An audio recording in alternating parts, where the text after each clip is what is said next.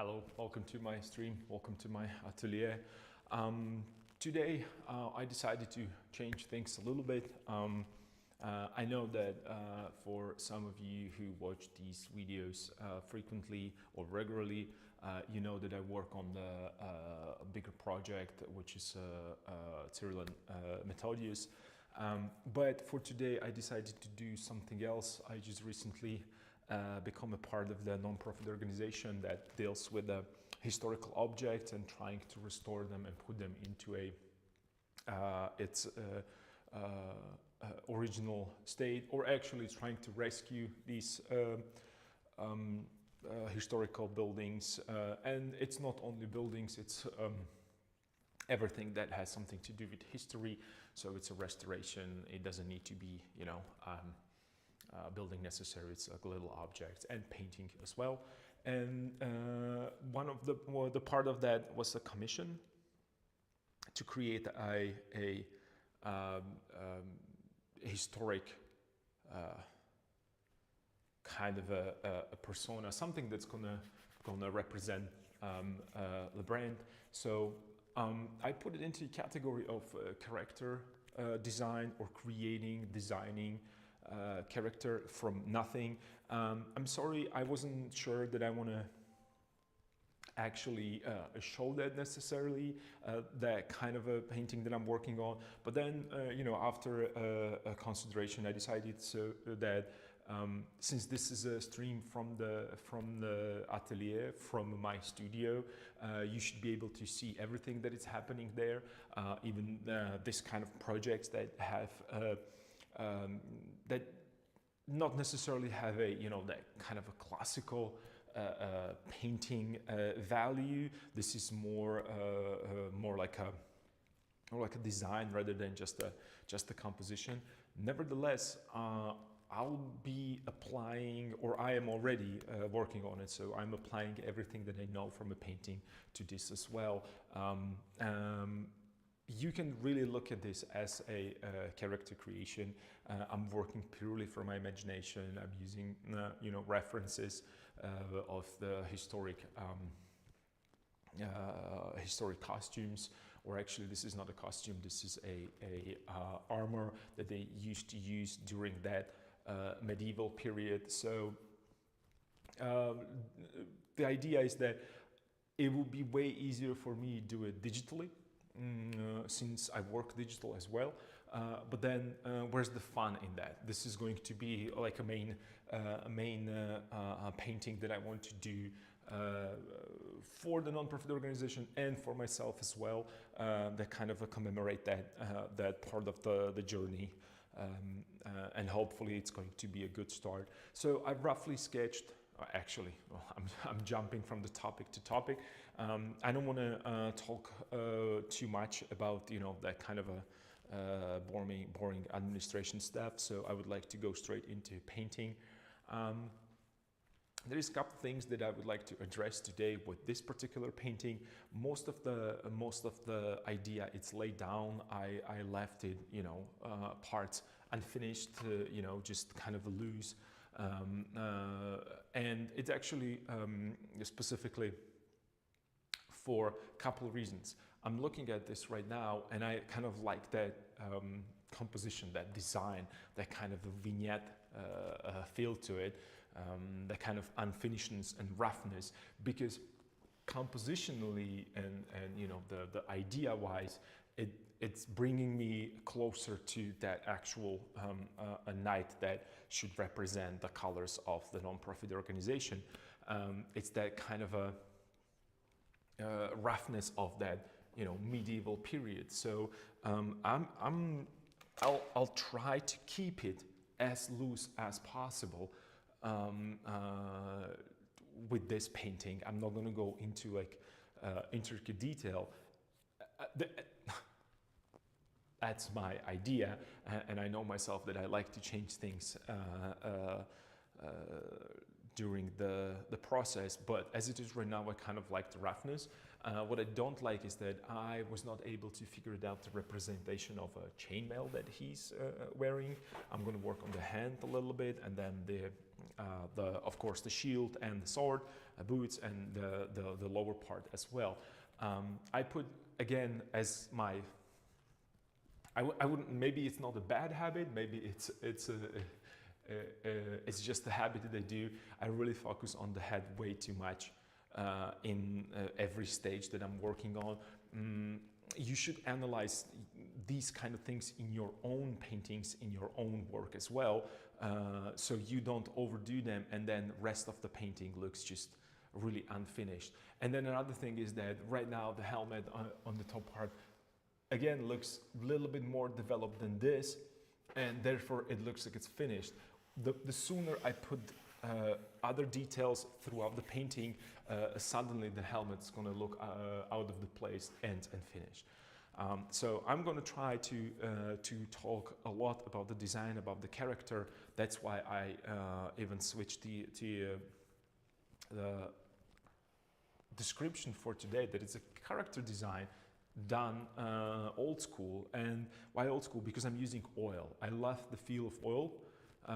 Oil, it's, I think, according to my experience, when it comes to two-dimensional surfaces, you know, the painting, it's probably the most difficult to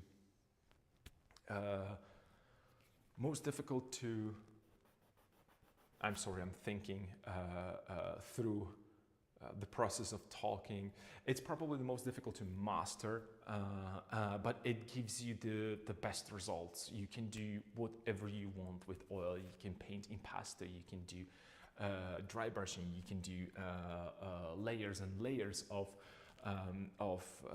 glazing. There's enormous amount of possibilities, and that's why I decided to work with oil rather than just a digital or acrylic paint or tempera for this particular kind of a poster painting. That's how I would call it. This is not really or we can call it old school portrait. Actually, this might be the old school portrait, but you know, there is nothing specific there. We cannot identify the person, and the reason is that you know, I want people to think that, oh, I can be that person. So that's why he has a helmet and we can't see his face. It could be anybody. I decided to go the old school kind of a Caravaggio style, the Baroque, the early Baroque, that you know, we have a dark background, and the idea behind it, it's again, it could be everywhere. It could be here where I'm in my studio, it could be outside, it could be in your country, it could be in your home. So you could be that person. That's what is in my mind when I'm trying to create the character for any for any portrait. I have a really I'm in a really good stage with this idea, is because I don't have any boundaries. I can do, add or subtract whatever I want. So there is no limitation. I have few limitations. I have certain colors that I have to use because those are the colors of the non-profit organization. They have certain symbols, but that's it. That's just the only thing that and actually, you know, if you choose and you want to change that in the post-production, I could take a picture of this and in the Photoshop digitally change the colors of the shield to whatever I want. So it's not that big of a deal. Yeah, so that's like a really quick introduction to what is this project about. I hope you're going to enjoy to see the progress with this particular painting. That being said, I still have, you can see it in the bag, I still have my Cyril and Methodius painting on the side, and I needed to again rest a little bit from it, so I put it on the side. I'm still working on it, so don't worry, that's gonna continue. This is just kind of a, you know, something that I put in between to get something fresh, to go to that creative part rather than just the pure execution. I needed a little change of the scenery, and this is an invitation for all of you who are watching right now this is not, this, to be able to enjoy this stream as I talked to you previously, and I always reminding you that it's the best way to enjoy it really is just to grab a piece of paper, your paint, canvas, whatever medium you have. If you like to write, perhaps do a writing, and just have fun alongside with me, rather than just looking at me, because that's not really that entertaining. What is entertaining, I am certain about that, is just to create your own representations, your own art, and just put this into the background and really focus on your staff, and then perhaps glance on this, where I am, what stage, what I'm doing at, and maybe ask a question. That's something that I forgot to remind, that if you wanna know something more about what I'm working on, just ask a question, and if I do not respond immediately, it's probably because I'm not looking at the screen with the chat, so I apologize for that, but I'll get to it eventually, hopefully. So and also quick disclaimer, I am on the main street in the city where I live. It's like a little area that's designed only for people, not for cars. They have some event going on. That's a lot of music. So if you hear music outside or there's a problem with the audio, I apologize. That's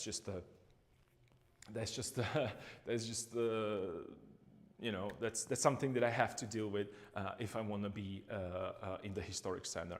So let's get into the painting. As you can see, I started with certain things. It's just loose and funky, and it's going back and forth. And again, I chose the specific size, which is 2 meters by 1 meter, I believe. It's a 2 by 1. I wanted something that has a presence. That's when it comes to design and creating the characters, you should really think about it. What's the size, what's the presence of that character that you want to create? Usually, when you create characters, you have these, you have some familiar object that it's close to or next to that character, so you can measure it visually. I don't have that kind of a I did not want to do that particular thing, so I decided to create a really a large scale. So this person, it's still not the full size, as you can see. It's perhaps, I don't know, very close, maybe 90% of a full size. And the reason is because I really wanted to give him enough presence, enough space in the composition, but I also wanted to leave a little bit, and this is about the composition, this is about the design and about the thought behind it, and I wanted to leave the space behind him so he doesn't seem cramped that much, because I know that you would be like, oh, why didn't you, put him right here? What's the meaning behind such a long space between the top and the actual figure? The reason is that I really wanted to put him into a space where I can then work with a little bit. I can create some, representation of something that is behind him, if I so choose, but really loosely. And also this give him that kind of a better framing that I was looking for. I know that it would be, according to standard composition, it should be somewhere here, so it doesn't. But this is a character design. There are only ideas, only flowing things. There is nothing, that's going to that should stop you in this process of working. So. I don't want to be bound by the certain principles at this stage. But still, when I'm looking at it, it has to look pleasing. and that's the main goal. If I like to look at it, if it's entertaining for me to look at it, that's probably a proper composition. So that's about the design. I did not really spend that much time with trying to create specific clothes and whatnot. This is really a very close and simple representation of a medieval knight, probably from the era of Crusades, because that's what I was researching. Either it's on the internet or throughout the books, and I will have my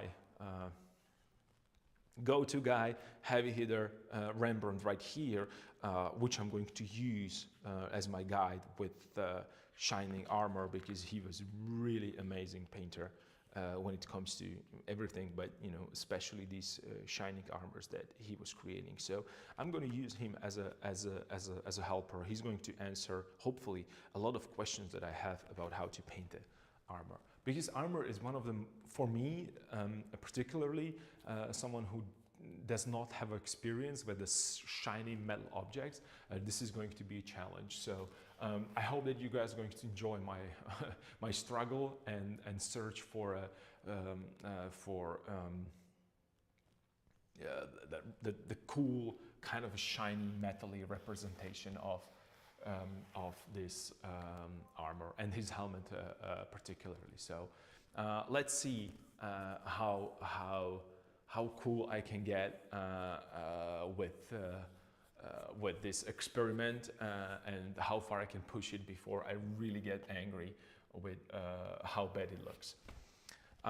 Palette and tools that I use, you guys are familiar with that, so I'm not gonna go really deep into that. It's just a classical palette with the oil paint. I put myself into a limitation a little bit. I want to try to do these desaturated colors and kind of a low chroma with green and red right now. So then I can choose, then I can push it with the blues and yellows, oranges, because those are the main colors. So I want to have that kind of interplay between warm and cool, as I talked a lot about. I have a medium, which is just a mineral spirits odorless with linseed oil mixture. I also have my digital mediums. I have I have a pile of the armors from different angles under the different conditions, because I do not own my own armor yet. Hopefully I will in the future. So that's about the digital medium. And of course I talked about the Rembrandt already. So Rembrandt is right here. He's not going anywhere, even though I'm working with this kind of a character design. And truth to be told, I think of the Rembrandt and Old Masters as a character designers first, probably, or a kind of a lot of working from a imagination. They did not have internet and Google, unfortunately, or fortunately for them. I don't know. I let you to judge that, whether or not it was good for them. Hopefully it was good for them. So I have my armor right there, and when I'm talking about the armor, I mean specifically the chainmail, because that's what's causing a lot of trouble for me at this point. I'm trying to find the nice flowy way of the chainmail and the correct representation. So I'm going to be focusing on that, and I have my charcoal, and I'm going to use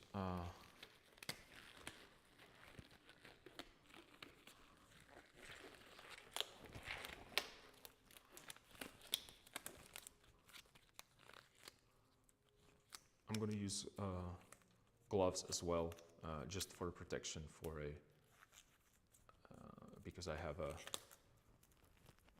my skin got really sensitive over the years of using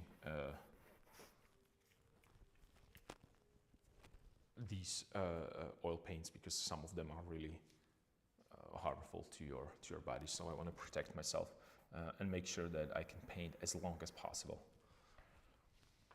I'm going to be correcting certain things and move around, because this is the stage where it would work probably the best.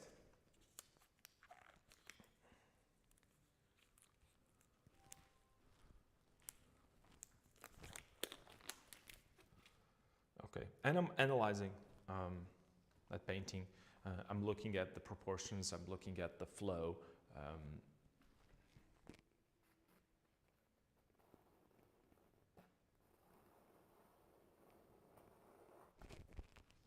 And I want to make sure that I have that shield symmetrical. I want to make sure that it looks cool. Yeah, actually, that it looks not only cool, but it's also a properly painted, because that's kind of a main idea. Actually, that's the focal point, truth to be told, because the shield has colors and shapes and symbols of that non-profit organization that it's the main idea.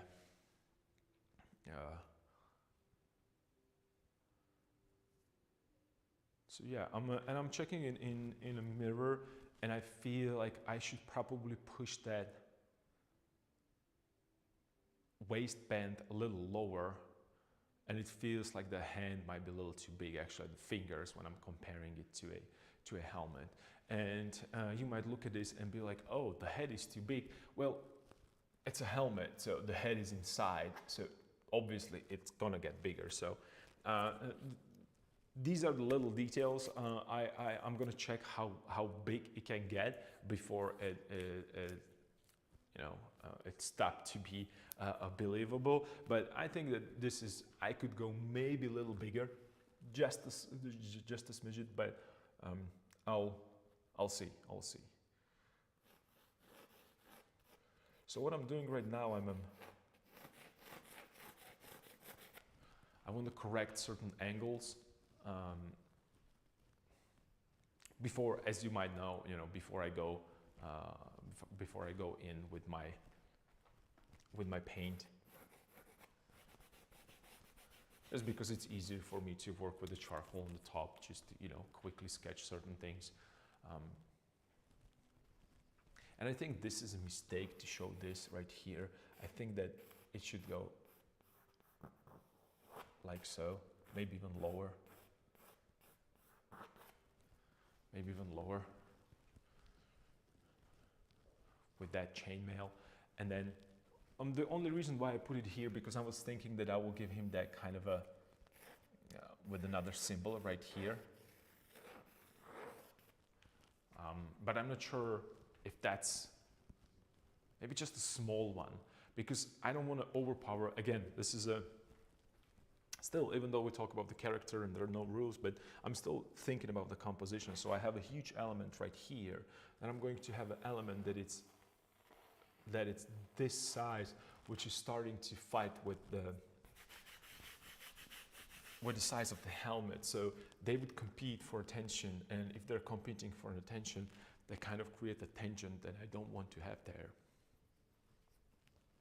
So I have to think about it, and this is the beauty of that character design, that I have a freedom to really work with that. So maybe it's right here, perhaps that might be. And I'm doing these on the fly. This is just I'm just thinking about this right now, and maybe I'll have like just a little bit, because it's covered by that chainmail from the top. So that might be that kind of a, in my head I have a focal point, secondary, tertiary, right? And then again, I did this size, and right now it feels like it's competing with the head, so I should adjust this again. Maybe it's going to be little damaged, or it might be covered a little bit more, or there's the chainmail could be with, I saw the chainmails with the little, like a little cutout. It seemed to look cool to me, just to create a little bit of interest in these kind of very similar shapes that are kind of in the same tone, the same material. So I wanted to create a different interest between them.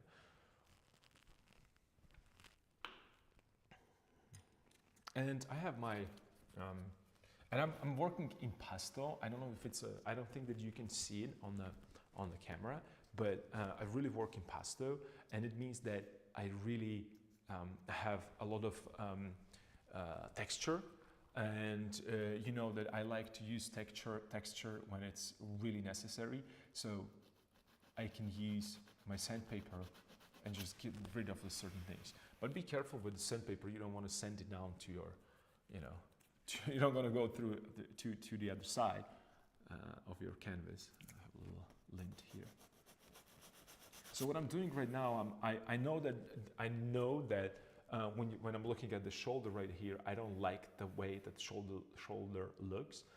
Perhaps because it should go all the way up here, the shoulder, maybe even a little bit more towards here, because his shoulders doesn't look broad enough. And I know that I painted a light tone under this dark line right here, so I can just, you know, try to sand it a little bit, and I should get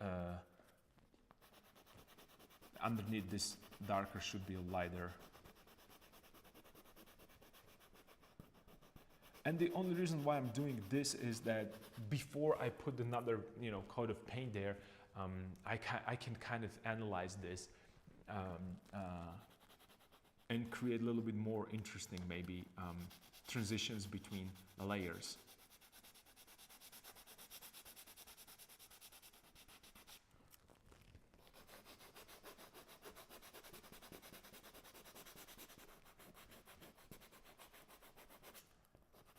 So don't be afraid to experiment with your paintings.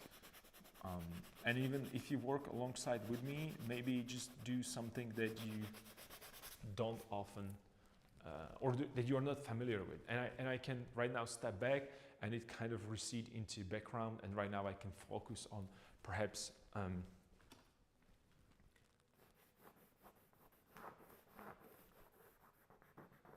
bringing it this way. So instead of putting, you know, a lot of paint and really kind of a thick impasto textures into the painting, I'm working, you know, subtractive right now rather than just adding to it. And those of you who work digitally, you might be familiar with this. It's just, you know, I'm Control-Zing this right now. Or actually maybe I'm just using a layer mask and I'm just softening it. So right now it kind of recede into the background. And truth to be told, I kind of like that. I like that feeling that I can see the painting underneath, and I can see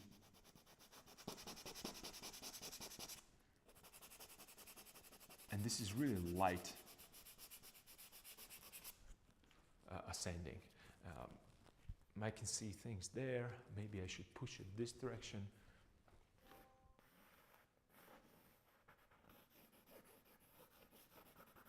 Right here.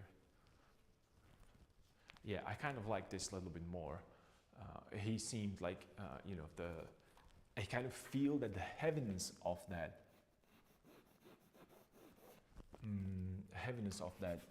armor is a little bit more. It's a little bit more present, I think. I think I have to put the paint down to be 100% sure. But as it is right now, I feel that it has that kind of a because you have to think about this, that you don't have to, but I should probably say I think about this a lot, about the weight of that chainmail. I tried that chainmail myself a couple times, and I know that it's heavy, so you can't really be like this, you know, like with the shoulders. When I think about myself, someone really built beautifully, let me put it that way, with a lot of muscles, perhaps might have these broad shoulders, but I'm thinking about this guy as just a regular person, perhaps the size of me, because I'm basing this of my own interest and likes. when you put the heavy chainmail on me, my shoulders just go down because you can feel, or I can feel that pressure, the heaviness. So I want to capture that kind of idea.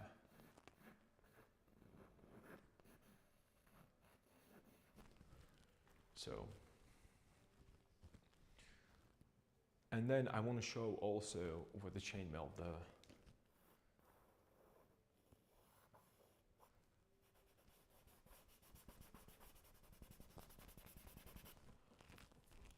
I want to show volume.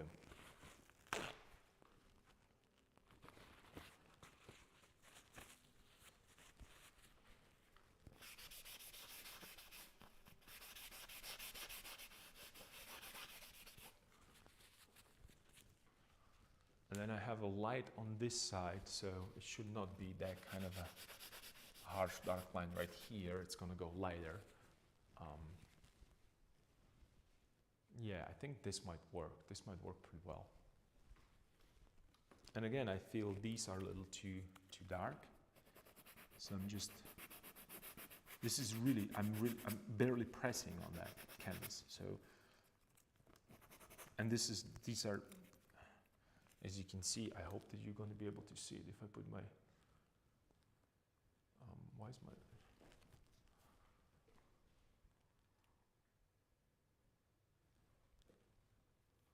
I don't have the feed on the camera.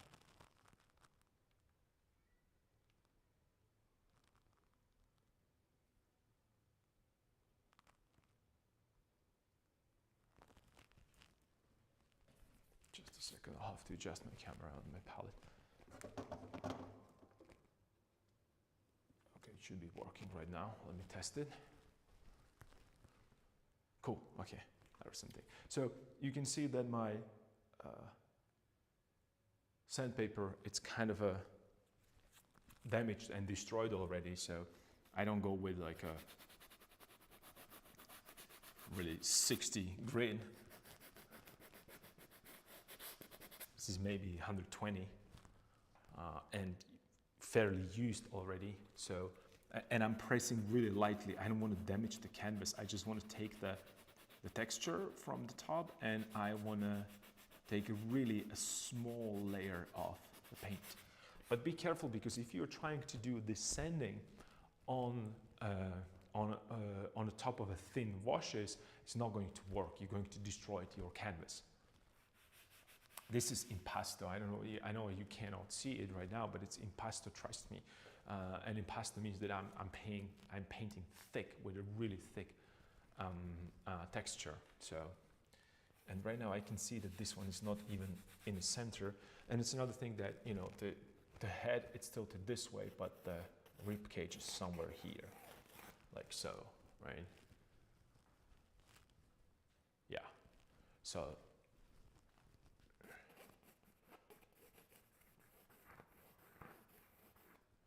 So the symbol could be somewhere around here. And with that, I kind of also showing the rotation of that torso. So, and I'm thinking about what that kind of a cloth part, what kind of color should I use for that kind of a cloth? And I don't necessarily want to use the white one, because that will be a little too much. But I could use like a natural kind of a canvas color, unprimed canvas color perhaps. And what's happening with my camera today? I don't know. Just being a little annoying. But yeah, and probably right now when I'm looking at it, and you can see me going back and forth, please move away from your canvas, guys, really. And if you work digitally, as most of you who are working with the character designs, zoom out, please zoom out. Like if your screen is this big, make your character this big, so you can see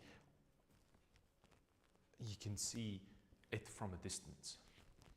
Because me and you both, we can get hung up on details, and it's just going to ruin that overall feel.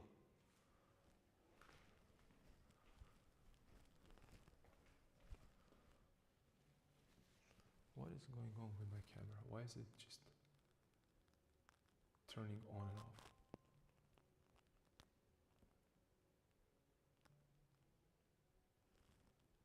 You're working now? You're working.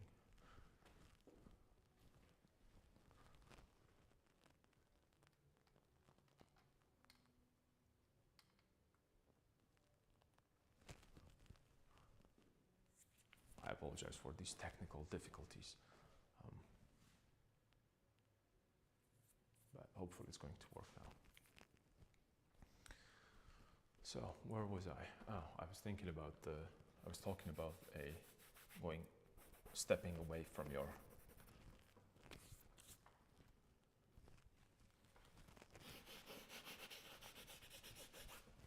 okay. So I'm probably going to grab a paints right now, and I'm gonna get into painting. But what I wanted to say is that the hand is really bothering me right now, because maybe I should synchronize, or synchronize, that's not the right word. Right now I cannot judge the colors properly because I have this like an orange, really thick high chroma shape right here. So let me just see if I have some hand references that I could.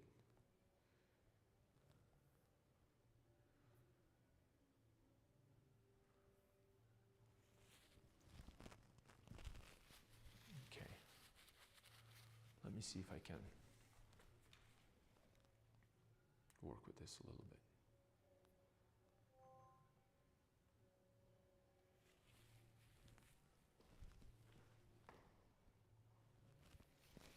All right. So let's see. Let's grab some brush.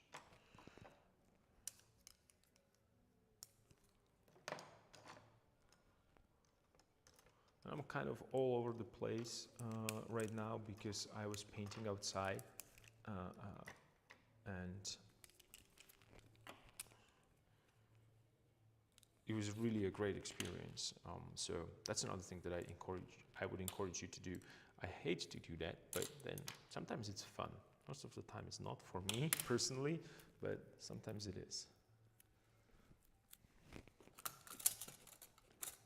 Especially when you are with someone and you guys are hanging out, having fun. And I realized that going out painting with someone else, I don't feel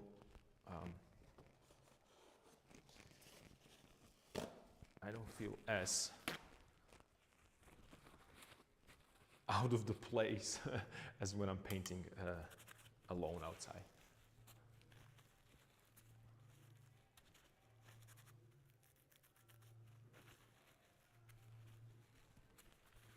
Yeah, I think that you can hear the concert going on outside right now. Let me see what's up there.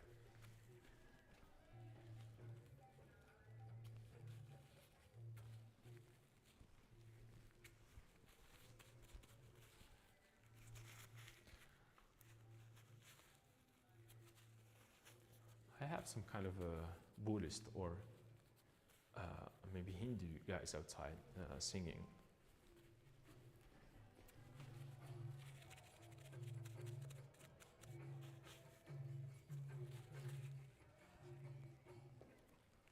Yeah, I think those are Buddhists, so they have that kind of a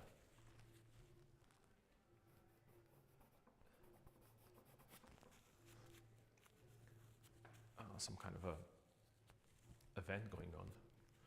Hopefully it doesn't intervene with the audio and you can still hear me okay.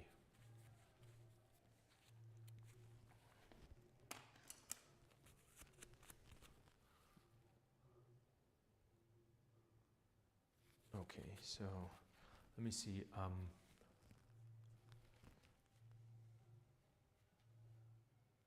So I should probably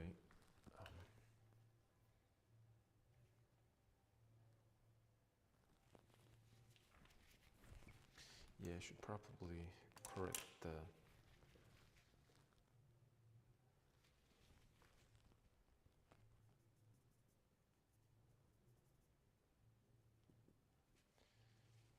correct a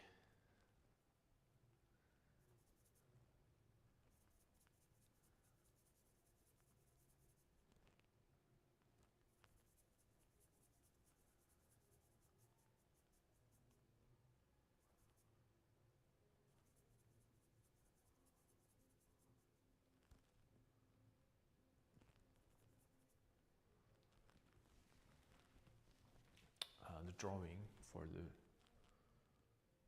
because I see some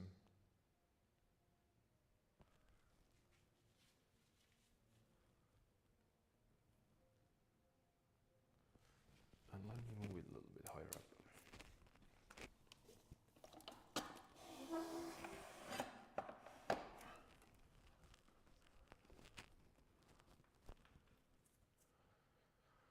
So I moved it a little higher up because I want to have that hand on my eye level. So the portrait is going to be cropped a little bit, but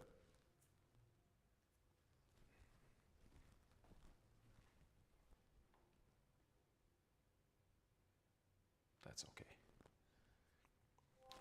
So I'm working on the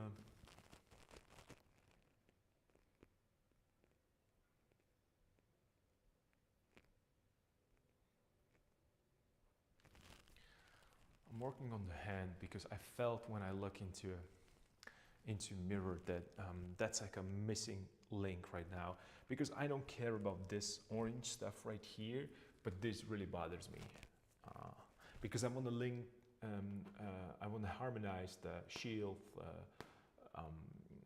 chainmail, and the cloth that it's on him with the hand. So I need to put it there.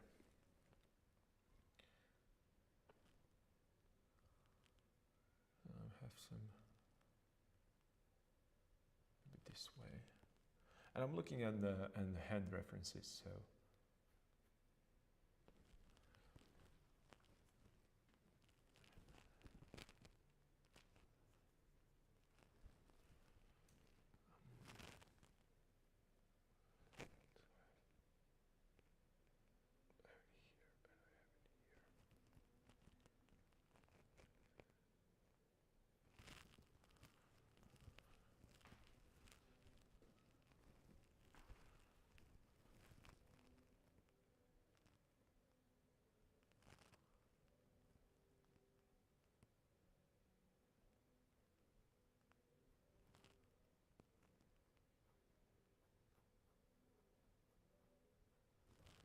knuckles should be probably somewhere under here.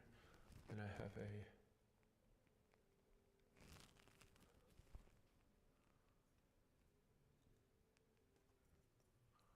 I'll have to grab a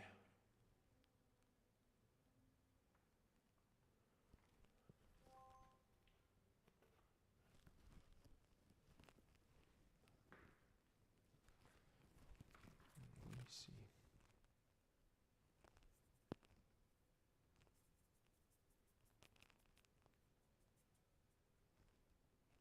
A little cooler.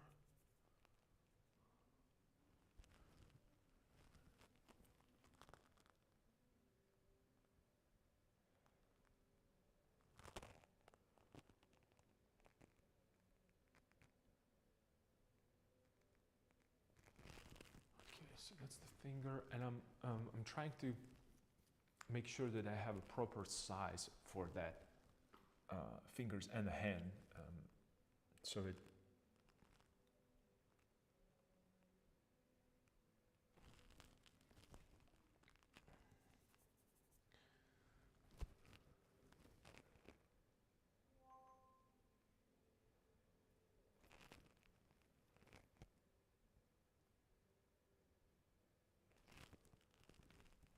So what I'm doing right now, I'm actually drawing with my brush, just adjust certain things.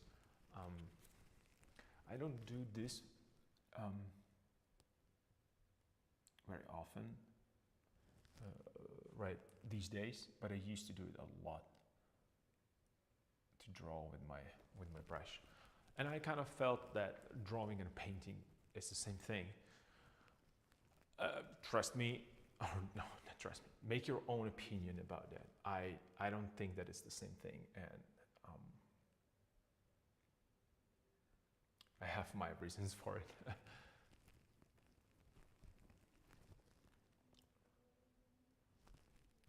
And I don't paint the same way I draw.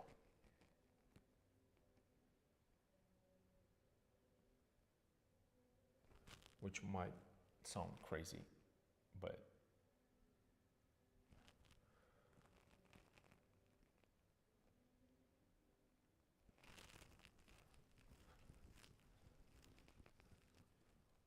I think the width of that hand is a little too much. I'm looking at the width of the hand, and well, maybe not.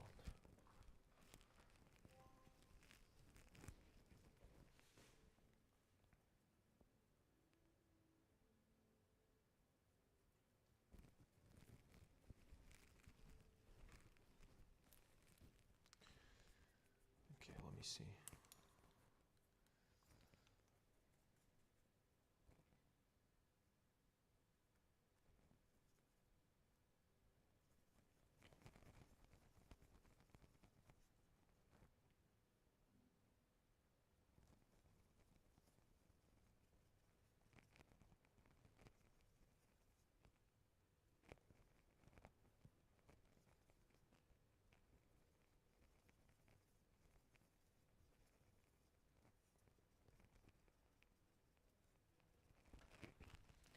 Let me see.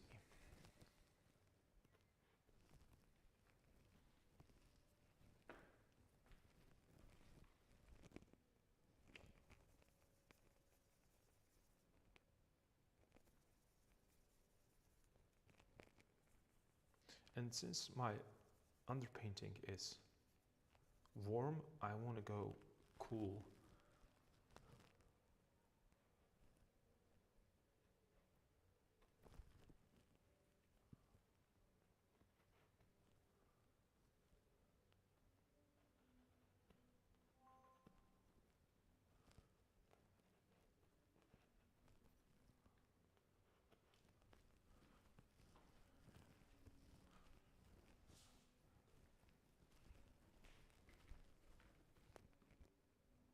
That's way too cool.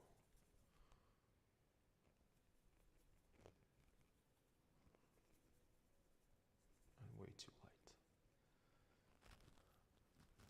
Or it's not way too cool, it's way too desaturated. And this is the reason why I wanted to place the hand right now, because it's going to show me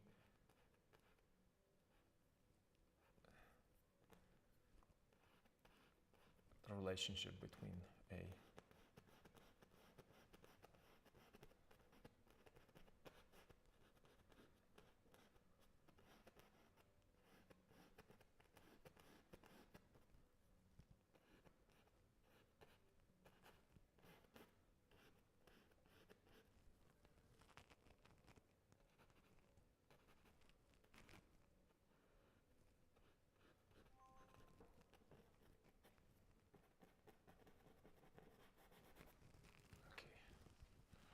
this is way too light and way too desaturated. That's okay. So let's bring some saturation there.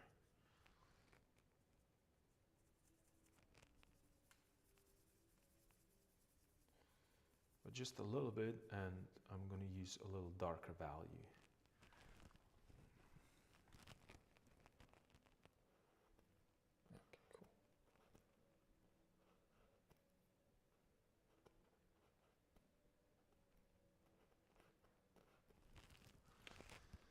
Maybe even darker.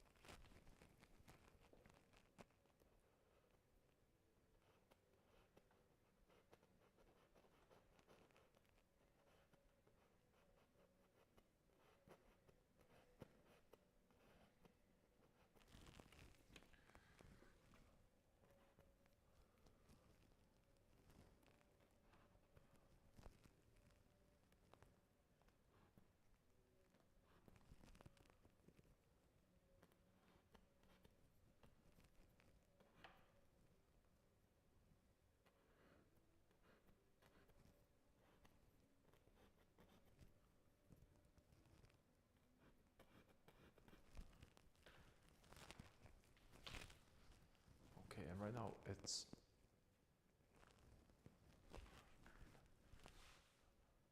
yeah, I think the size is okay. I don't have a problem with the size. Let's introduce like real warm colors.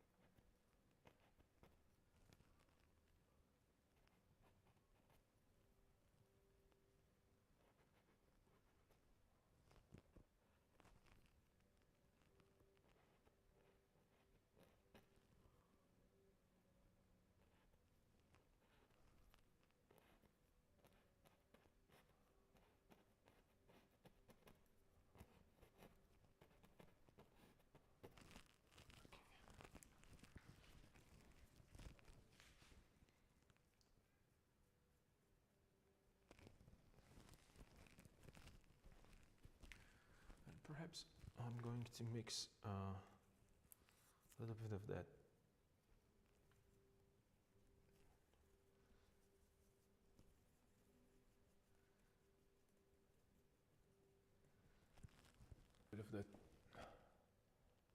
shield color because I want to make sure that I have it. Oops.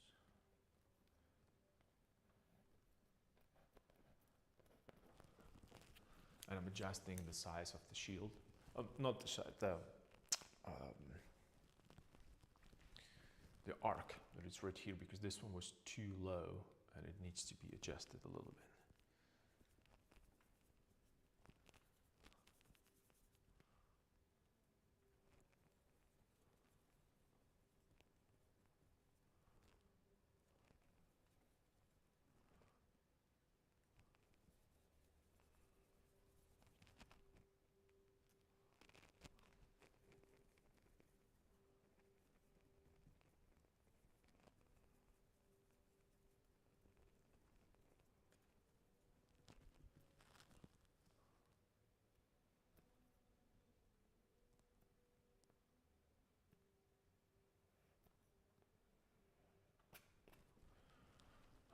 To check it out from a distance, and the reflection, yeah, this is way better right now. Okay, you're right.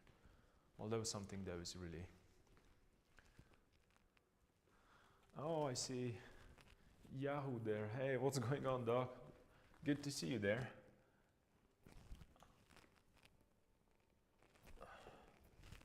So I should probably put on some performance for Yahoo to show some cool stuff. Unfortunately, I don't know how to do that. So he has to suffer through the boring stream. So what I'm working on right now, it's trying to get really that art properly symmetrical. I have a slight tilt into the shield. That means that it goes not really vertically from top to bottom, but it's kind of leaning toward the character. So when you think about a perspective,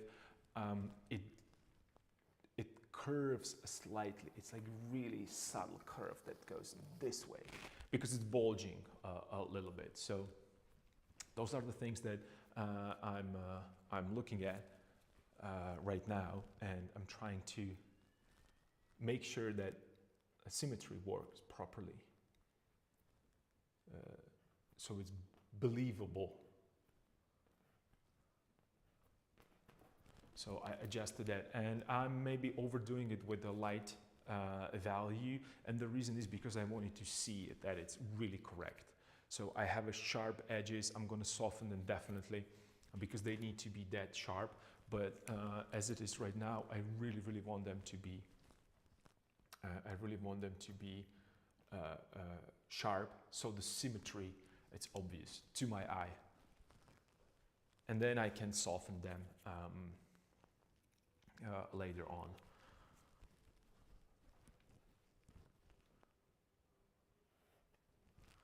Perhaps I'm going to use a little bit of medium.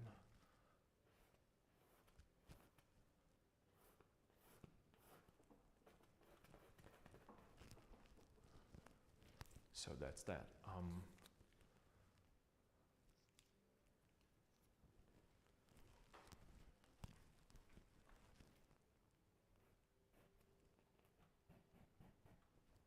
Okay.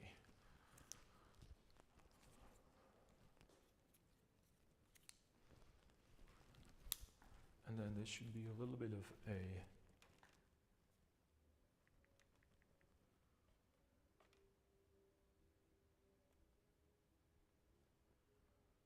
should be a little bit of,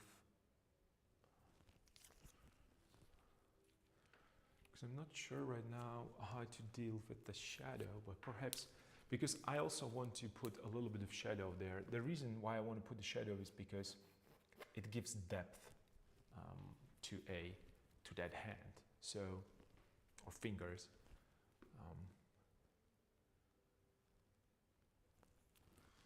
So this might have been,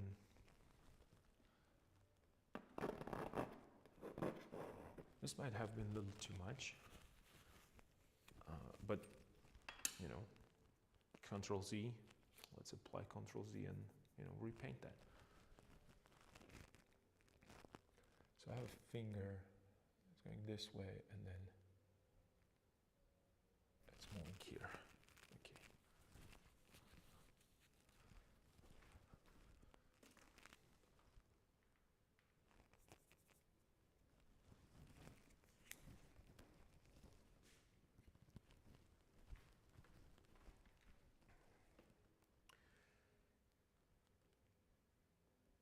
And then I could put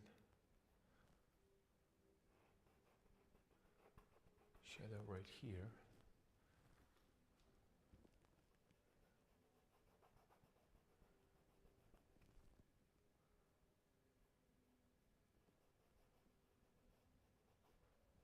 And since that the shadow is going to be on a light surface, I don't want to make it too dark.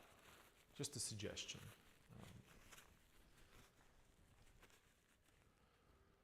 Okay, and we can model this right now.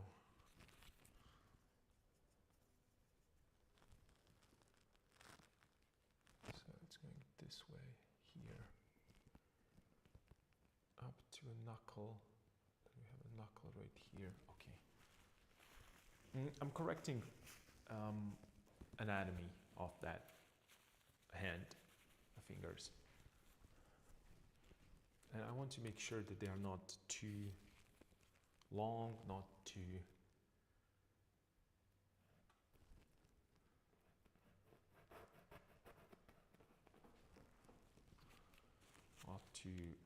thick.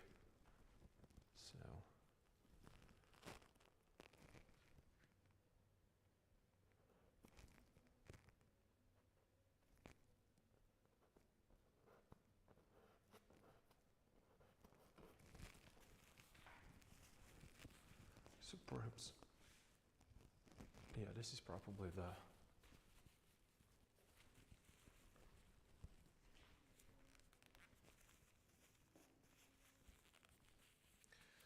I'm looking at the mirror reflection, and I think the size, it's okay. I'm thinking about the position right now. His hand, it's under the slight angle towards that shield. So I want to make sure, and this is again, I know that this is not really necessary in this stage when you're creating character, you know, from scratch. But having this, having the really some kind of how would I put this? Knowing where I want the hand to be and understanding how it change the angles, how it moves. It's helping me to adjust or correct the mistakes. So that's the reason why I really, even in this stage, which is not really that necessary,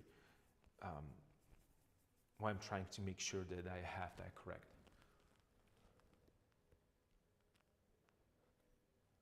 And I see that this one is a little too thick.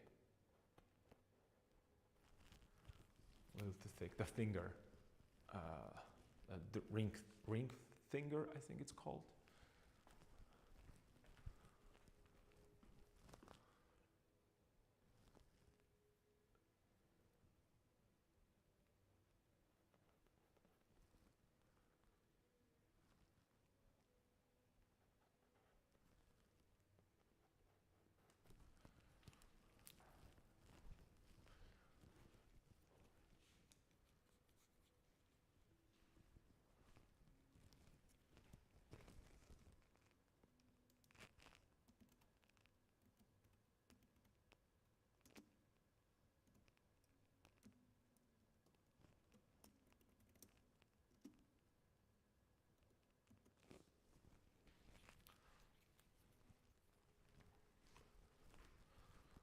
So let me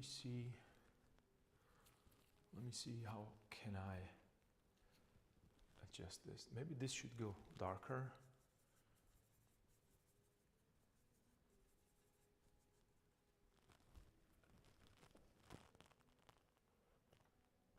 Yep.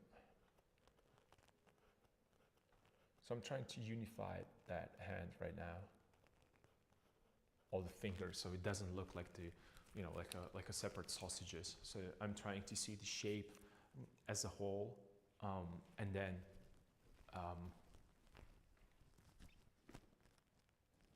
adjust it accordingly.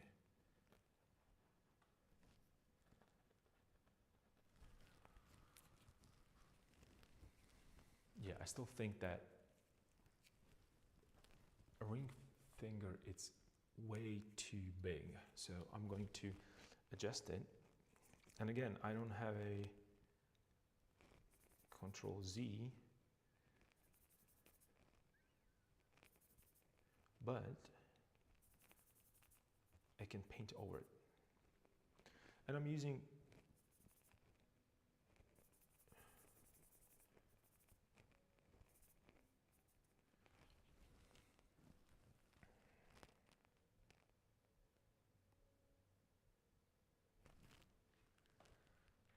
perhaps.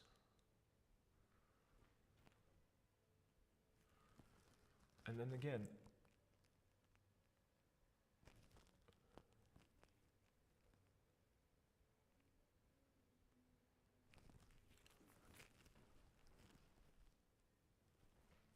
there are few things that can happen here, and I can, because I have a 2, 3, maybe 4 options how to make this finger, because I think that, you know, the length is okay, but thickness doesn't work compared to, you know, index finger or the middle finger, as we call it. It looks way too thick, so I will adjust that by not only just, you know, slimming it from the one side, because then I will break the relationship between the ring finger and a pinky. So I'm going to work from both sides, and I'm just going to balance that. I'm going to make the middle finger a little bigger by pushing the division between fingers, and hopefully that's going to help.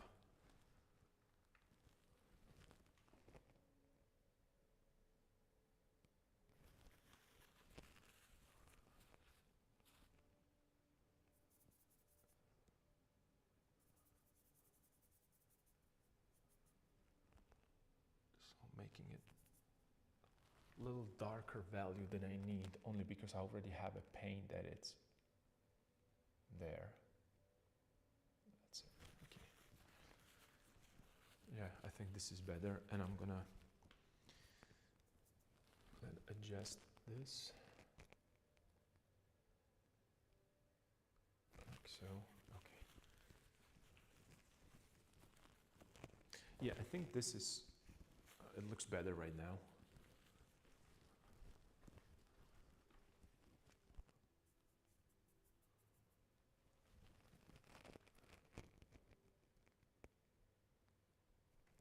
I have a halftone right here. Right here.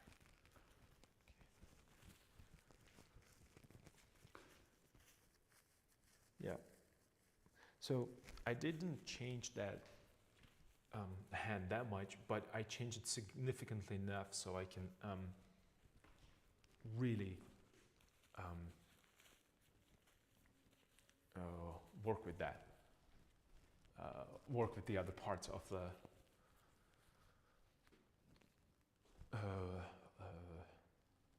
body, the other elements, which is the chainmail and the cloth.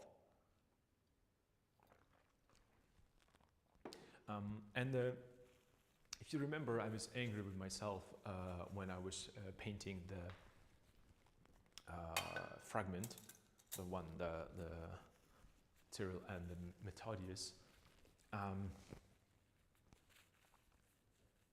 that I did not put and I did not harmonize the background with the foreground, the figures in between each other, and it cost me a lot of waste of time. So I immediately realized that the hand was way too orange. It's still warm, but you know, I kind of what I did, I desaturated it. I lowered the chroma because our skin is not as chromatic as a chrome by itself, right? Which or the metal, which this part is going to be.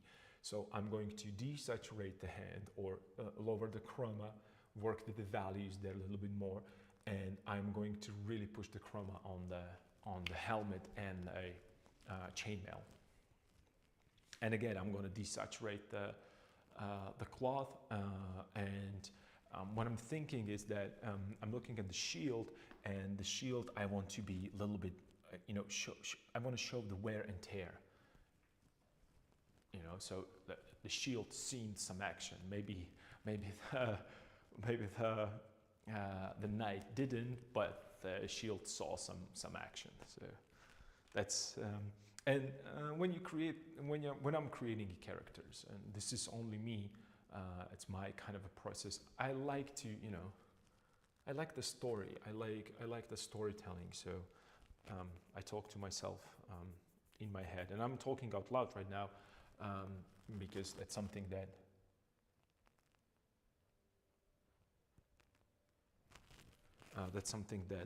it's part of my process, thinking process or creative process, that I'm thinking about the background, where he was, what was he doing, and whatnot. And it's the only reason why I'm doing it is because I don't have any obligation to create anything that I don't like. This is not the commission. Actually, it is commission, but it's my commission. I commissioned it to myself. That sounds really pretentious, but that's how it is.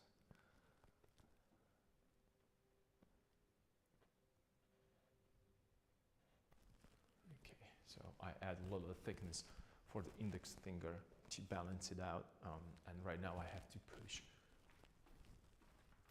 the thumb into background a little bit so it doesn't stick out that much.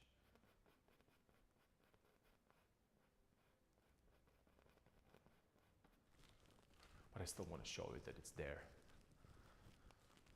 So I have a full 5-finger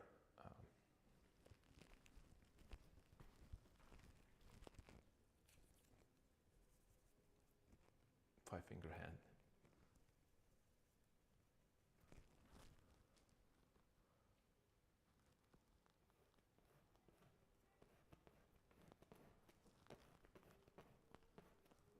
And again, right now I'm working kind of working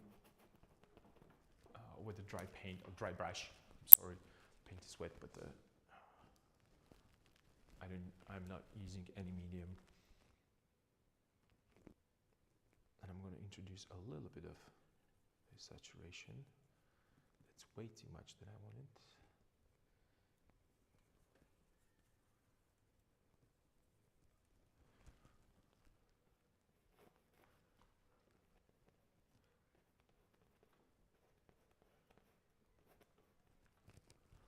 Okay. Back to desaturated color. And I want a little cooler tone.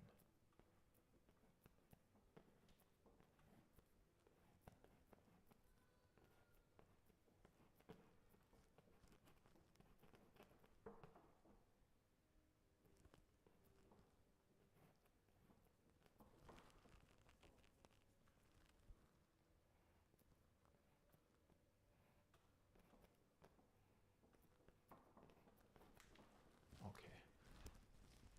So I'm pushing that value of that shield a little bit, so I can set up my lightest light on the shield and really create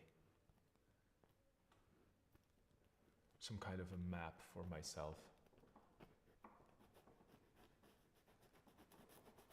A map of values, values that I am going to use throughout the painting. So I have the highest, I have the lowest. I think that the highest value is going to be what I think. I should probably push the head a little bit more. But if you remember at the beginning, I said that I'm really interested in shield to be a focal point.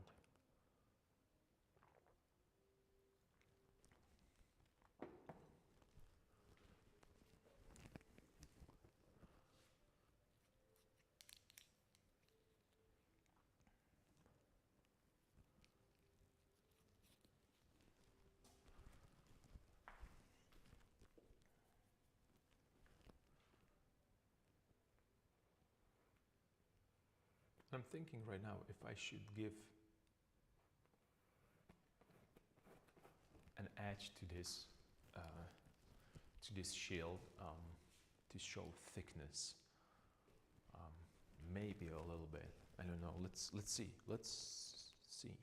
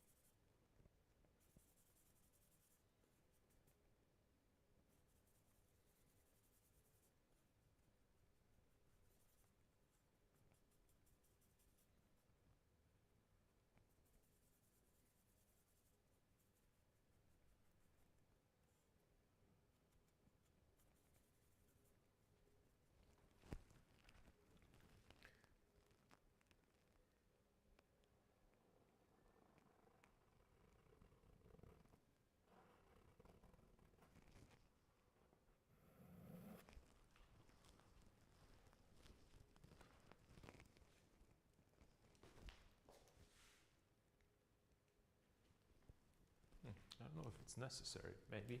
I don't know. Let me make it a little lighter so it doesn't appears as a shadow.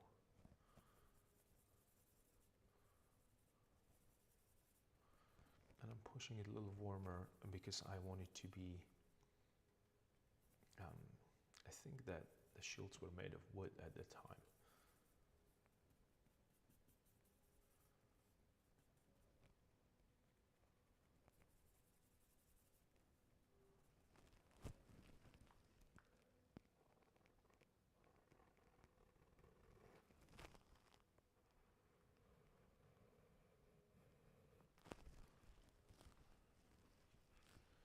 Perhaps just a, maybe suggestion of that.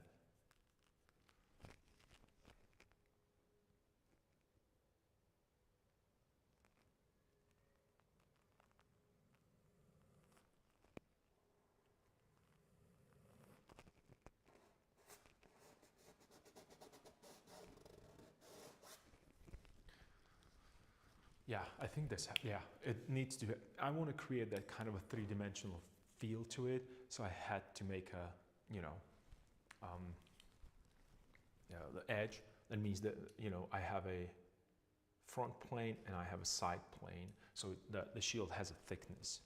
And I'm showing it only from the one side because it's leaning a little bit towards us, away from us, the top part, right? So I won't be able to see a upper edge, only the side edge.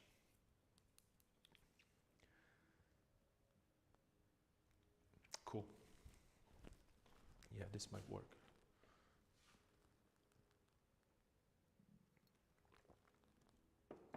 And see, I was talking about that I'm going to work on the chainmail, but I needed to, well, it's not that I needed it.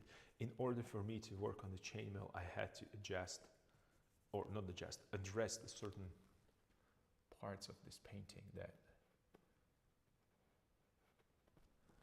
okay, this is going to be a little bit part of the forearm. Yeah, okay, cool. His hand right now looks like he has a glove. I understand that, I'm aware of that, but that's okay, that's totally fine. Let me work a little bit with this.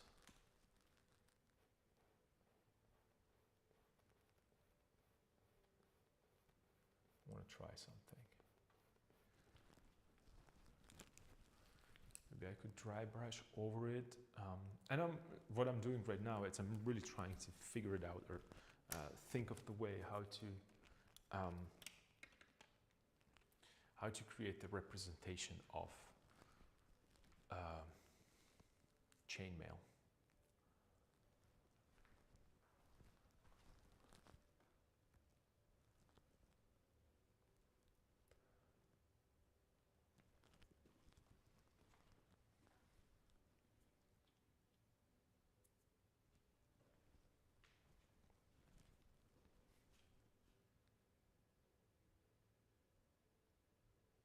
I'm thinking that would be a side plane. So let me just grab a little bit of that.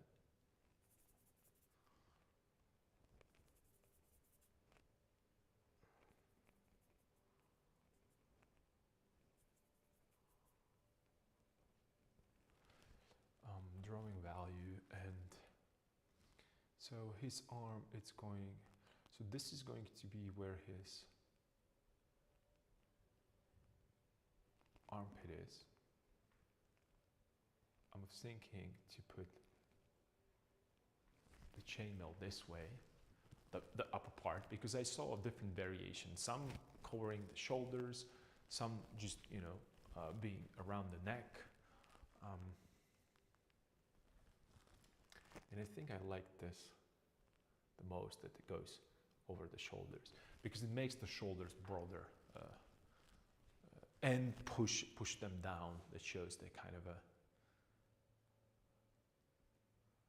so perhaps it's going to go this way, and that would create kind of a nice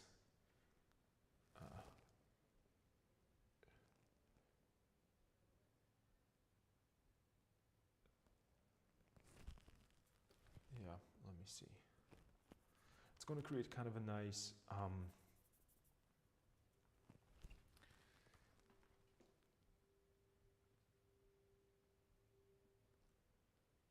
this direction here, and I'm kind of thinking how to curve this. A chainmail, I mean.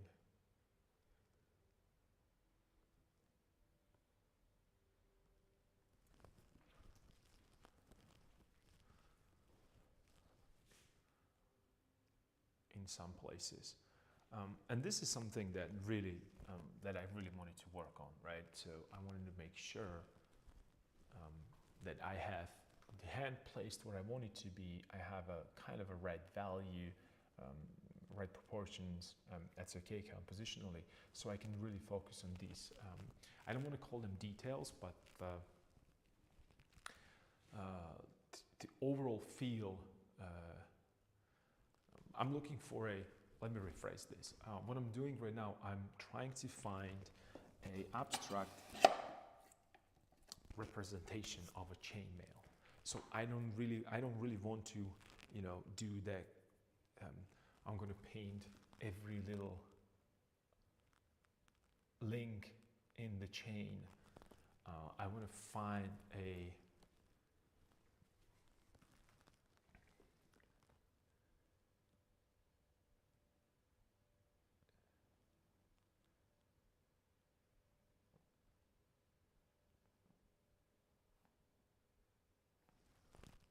abstract representation. What I'm doing right now, I am drawing a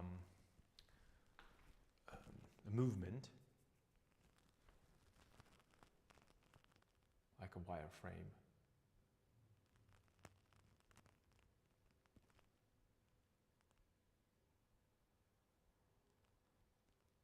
So I have a better understanding of the flow of that material. And I'm searching for the best representation. And since it's going this way, I want to make sure that it's rising up right here and it's going this way. So I'm following the center line. So it's another thing that for those of you who struggle with kind of asymmetry, make sure that you have a center line properly placed in perspective.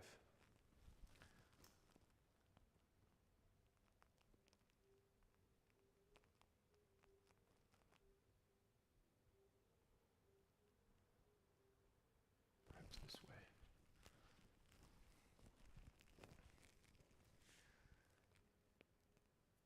Yeah, this might work. This might work. I mean the direction of the.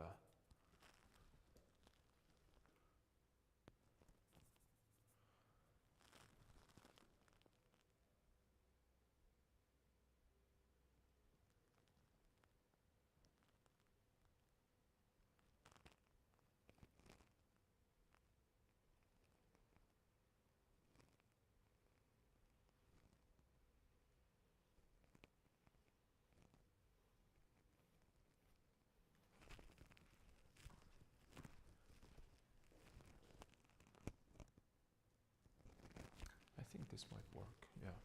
I need to. I made the.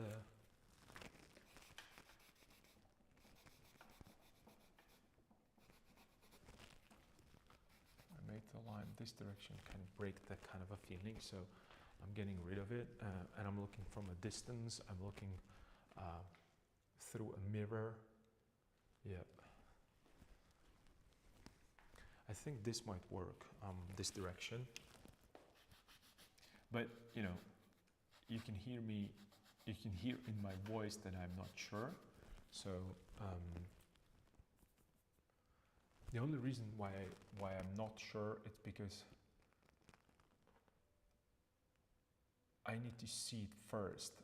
I have an idea in my head, and sometimes the stuff that I think of looks completely different in my head than when I see it on the canvas. So, and that goes to my everyday mantra that so much of my work is just experimenting and repainting and searching for the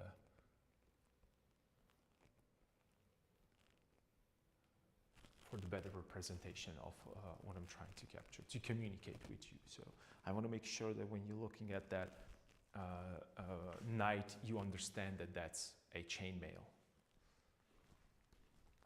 And I might do this headpiece probably a different tone, different value, different color than the sleeves, just to show.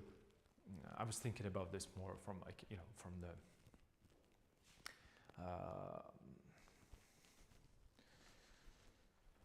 the narrative that I want to give to this painting, and the narrative is that I started with a kind of Baroque feel. I want to keep that Baroque idea that the shield was used and it was carried from one person to another because it works and it represents a certain idea.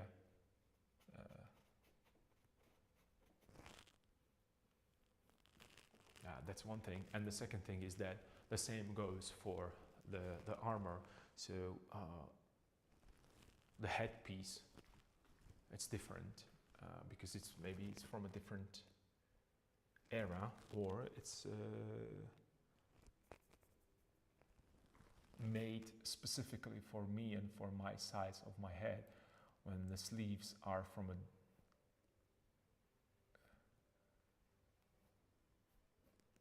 previous night that maybe doesn't need them anymore. I don't want to be morbid, so I said that he's old and he gave that to me so I can carry that. I don't want to say that he's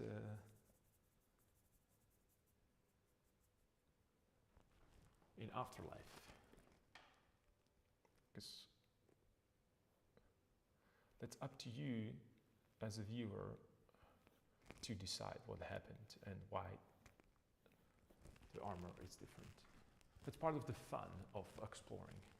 So I think that this is how it's going to, how the top part is going to lay on the shoulders. I kind of have a good feeling from it because it gives me exactly what I'm looking for at this point. It might change. For this part, and then I need to figure out what to do here. So since I'm working on that.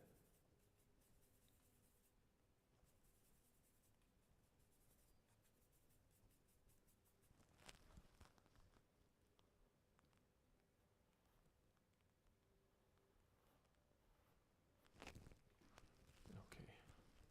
Yeah, I think this is, it should go a little lower. A little right here.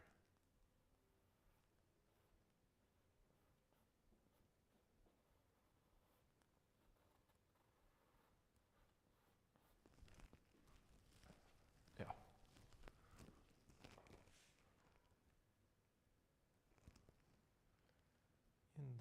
Even though it looks like it's maybe too abrupt, so let me get a little darker here. Push this a little darker this way. Yeah, this is better. Okay, cool. So I'm going to get rid of that orange kind of a feel to it there.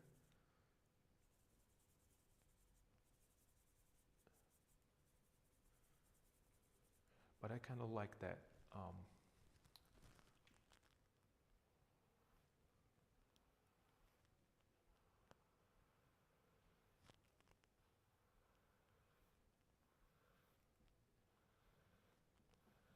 more saturated feel to it there. So because since this is metal, it kind of reflecting light all over the place, and the bounce light, it's being reflected as well. So I think that that's probably one of the most challenging things when it comes to armor or anything shiny that reflects a lot of light, and it reflects reflected light. So the color of the metal, it's always influenced by surrounding environment. And if you don't believe me, just test it on your own.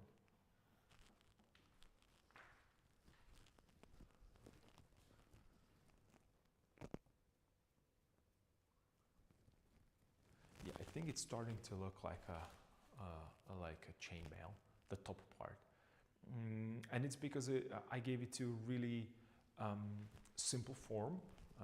These are, like really very simple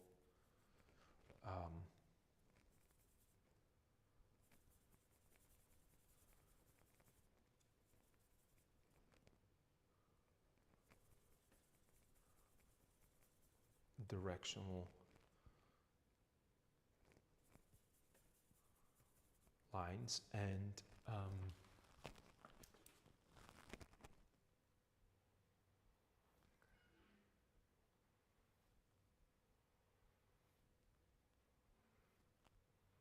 therefore I feel it's like really easy to read what's happening with the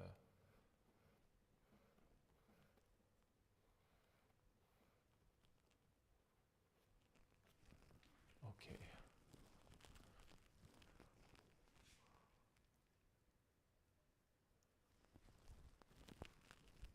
And I feel it's a little too crowded up there, so let's just bring a little bit more of this. A little wider value. And again, this is desaturated, so I'm gonna push it a little bit, desaturate it a little bit, so it's not just a, you know,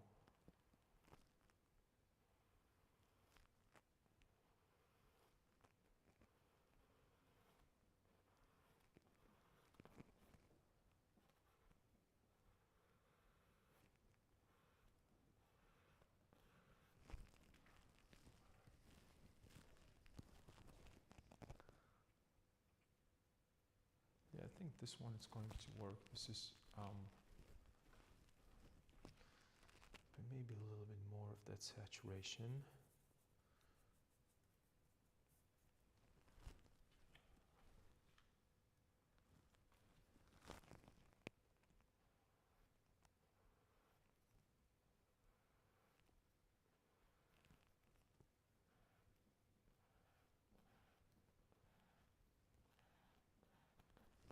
So this is all dry brush, right? So I'm not using a medium, and I'm really laying the color on the top of the existing paint. And I'm not necessarily pressing really hard. I'm just really kind of trying to put the one brush stroke on top of another. So I'm creating these layers. So tomorrow, if I want to have variations, I can come, not tomorrow necessarily because it's not going to be dry, but maybe tomorrow is going to be touch dry. I can scrape it with the palette knife. That would give me a little bit more of the variety. I have to charge my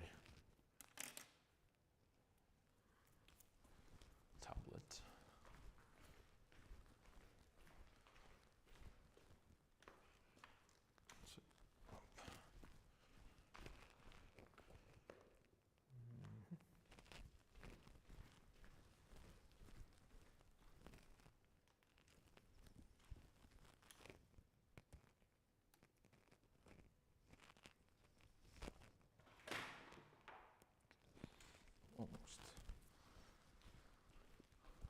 Almost full down.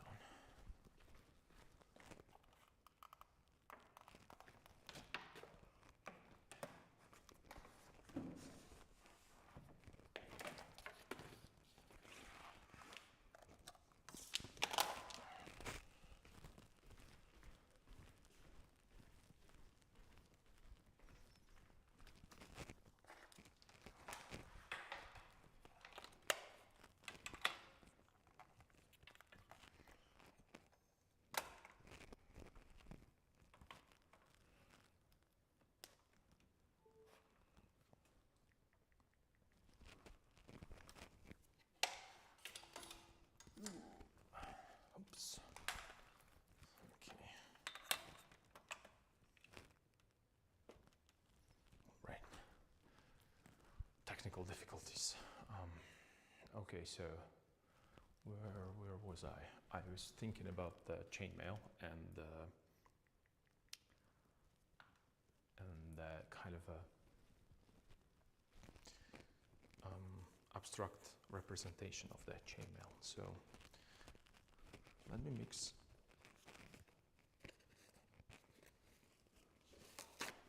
more paint.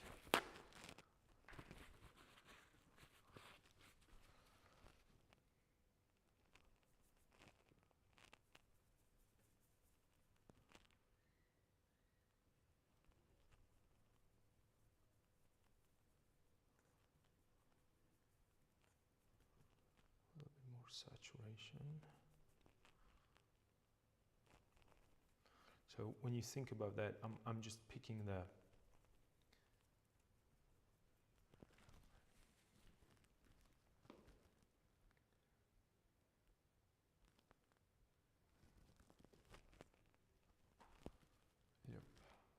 maybe it should go a little darker. I should introduce a little darker color.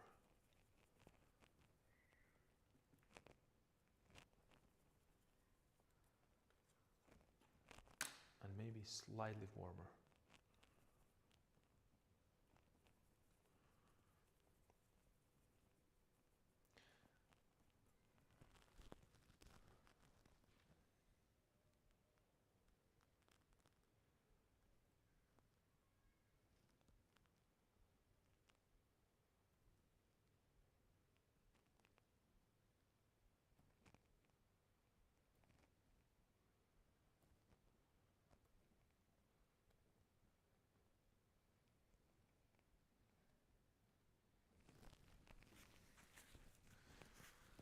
So I'm experimenting with this, and I'm trying to figure it out. What's the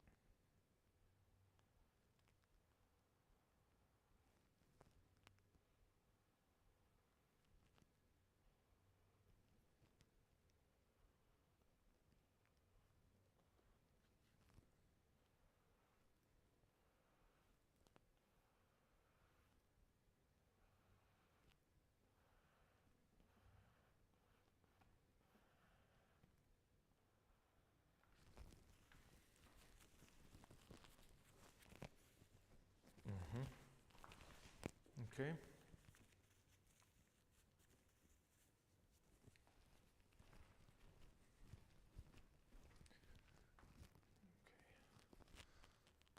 little darker.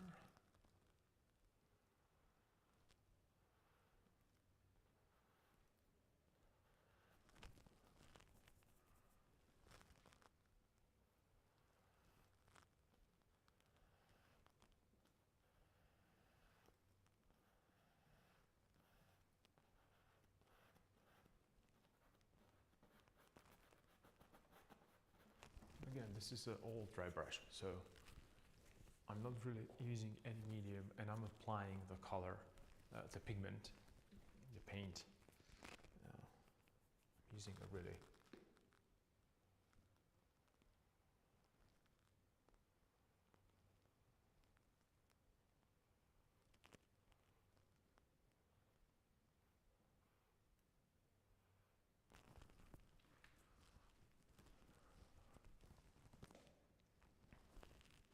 generously. I'm applying that. I was looking for a proper word for that, and the only thing that come into my mind is like a cooking shows. A generous pinch of salt. So I'm really, and I'm trying to create a kind of a mosaic feel to it. That means that I started with a light value, then a little cooler, a little warmer, and you can see me varying these things. And this is going to be a little greener, a little redder, and it's going to create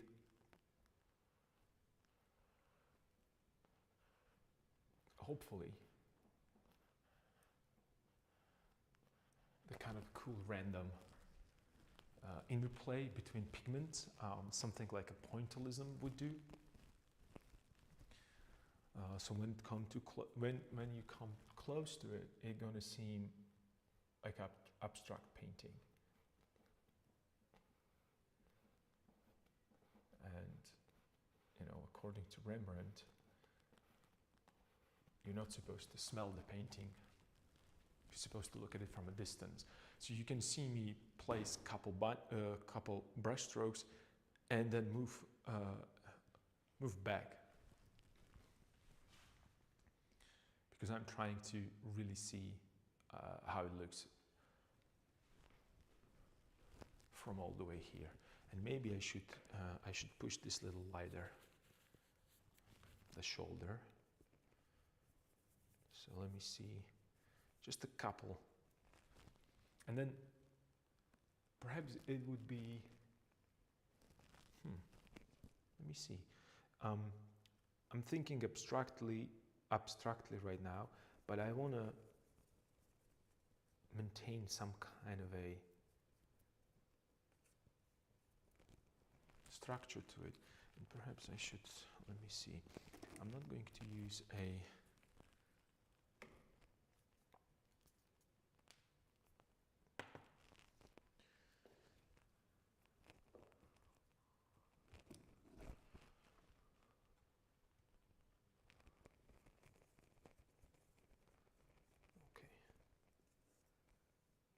see what's going to happen here.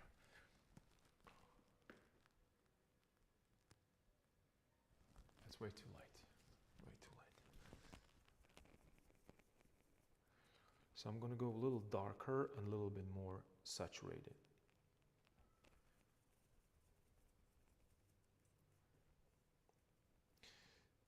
Because the saturated color, even though it's the same value as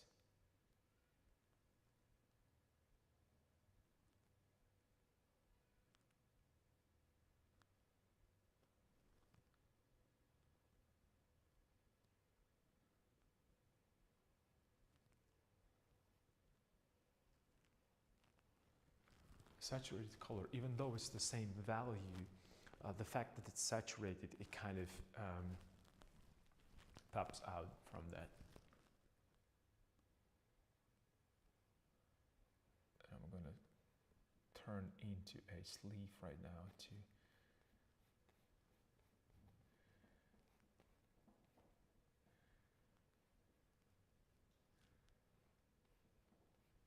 connect the arm with the shoulder, so it doesn't have that kind of a really abrupt jump.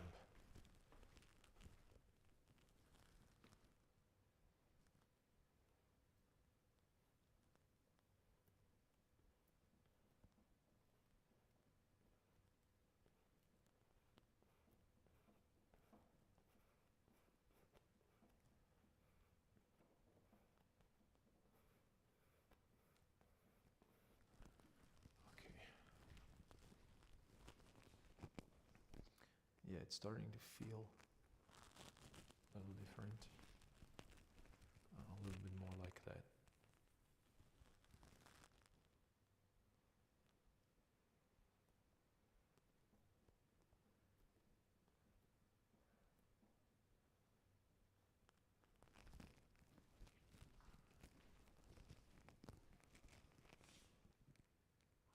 And again, I have to push that. There's another thing that I have to address, and that's that the chainmail has a thickness, so this has to go a little bit more out.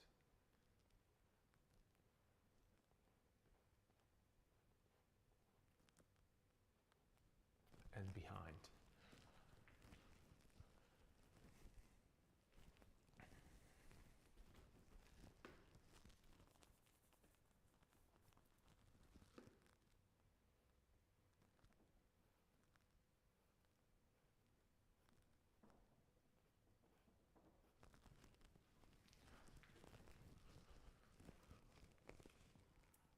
Cool.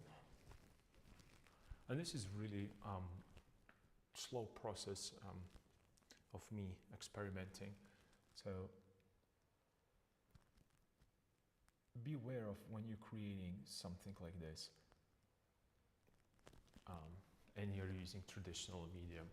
You don't have these texture brushes. You have to create a texture. You have to be aware of how to lay down the color, how to lay down the paint on the canvas. And you can see me working sometimes with I'm laying brush down, you know, kind of slowly. Sometimes I'm just, you know, moving around a little bit more rapidly. And it depends on what I'm trying to achieve, what kind of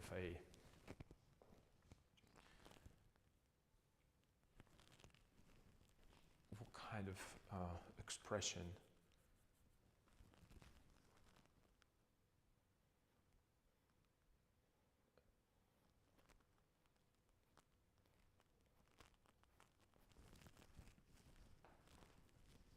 Or what kind of, how would I even put this? It depends what kind of attitude that I'm looking for.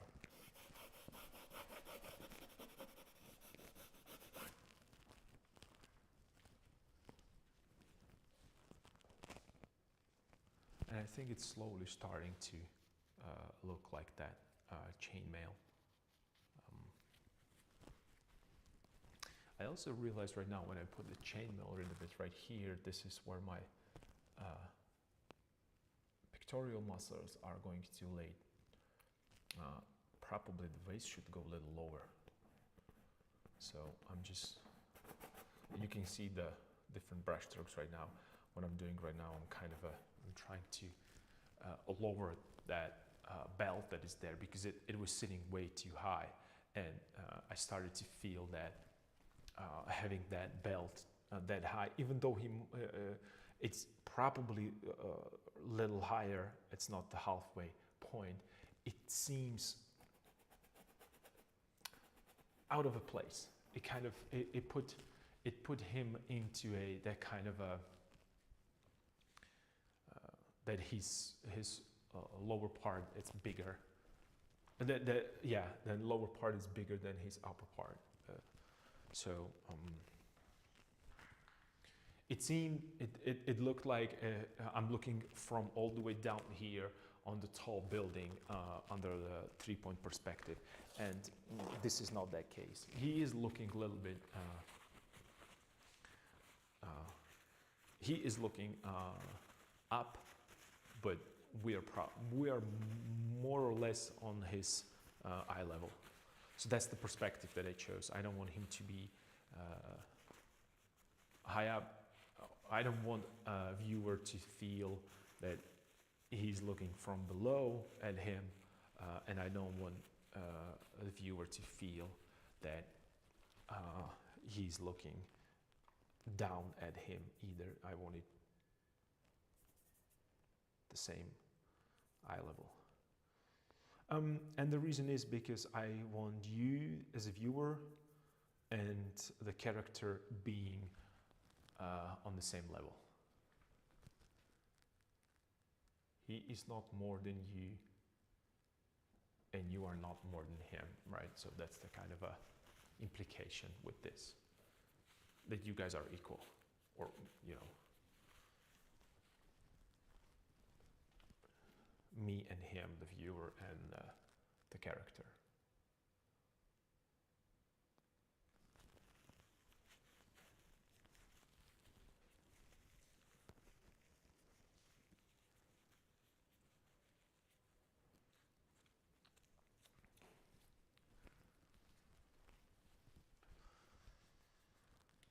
So let's put this light here, because I think it was too much. Yeah, it's sitting on the top. It needs to be a lighter value.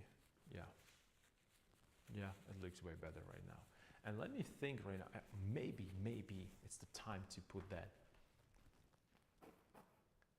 kind of a little logo right here. Let me think of that. It might be cool actually. I'm gonna correct this a little bit since I have the darker value on my brush.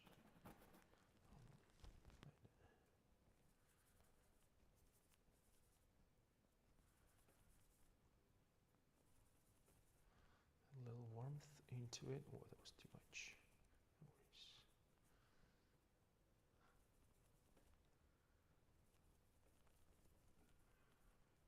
A little warmer. And I want to correct this part a little bit.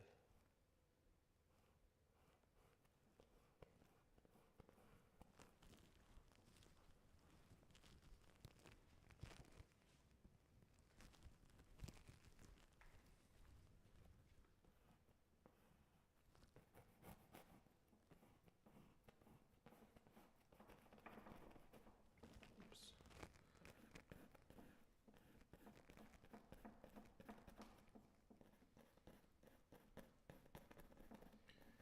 And this arm, it's a little bit further away from us, so I wanna, I wanna push it towards the background with a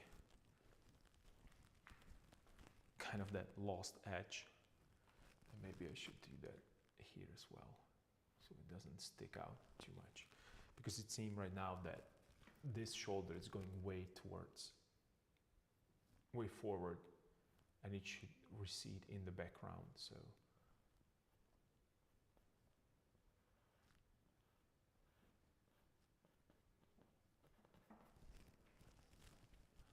I'm trying to, push it, the value a little closer to the value of the background.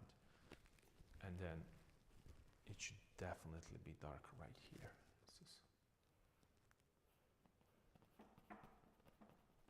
This is where the shadow would be.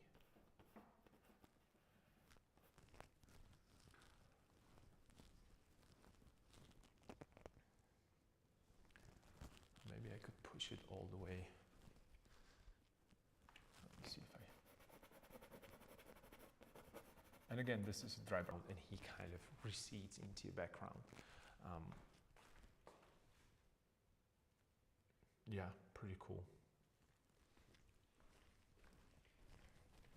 And same goes for the helmet, so I can grab a little bit of that pigment that I have on and let it recede into the background so it doesn't.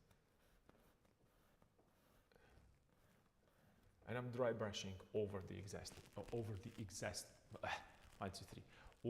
the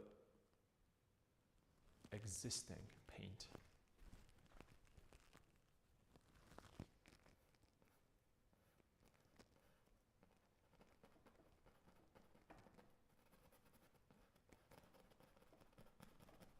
It's starting to look a little bit more coherent, a little bit more believable, I should say. Or a little bit more Baroque.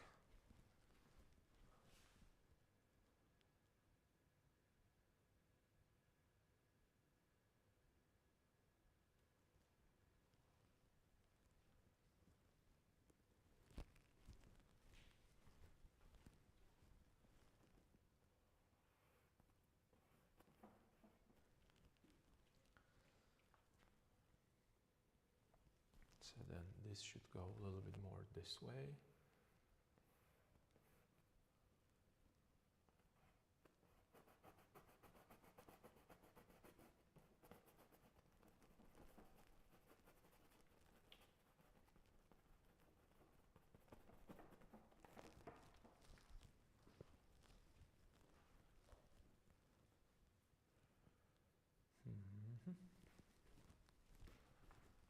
And these have to go darker. And I'm making this darker, imagine that I'm just,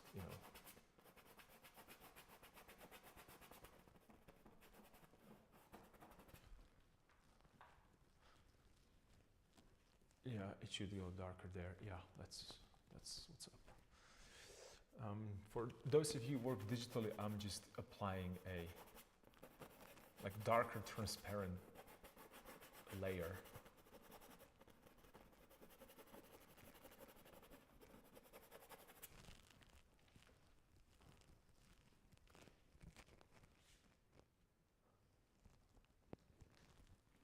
And I'm doing it under the diagonal because I want to create a little bit more of that. Because everything, again, you remember when I was talking about that,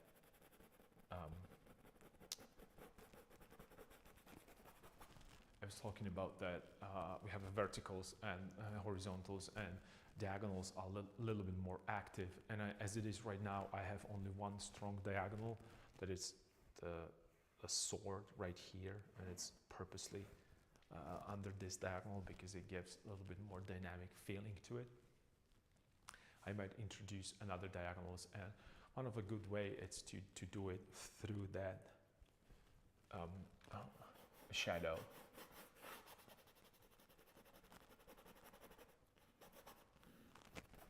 It will reinforce that feeling, you know, that motion. And I'm looking at it right now, and since that shoulder recede into the back, right now compositionally, it feels that it's overpowering on this side, and this is way too empty.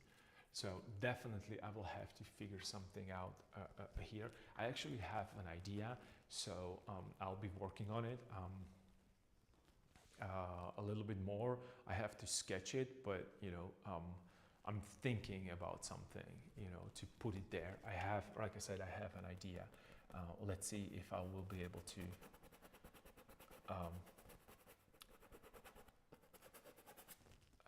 turn this idea into a something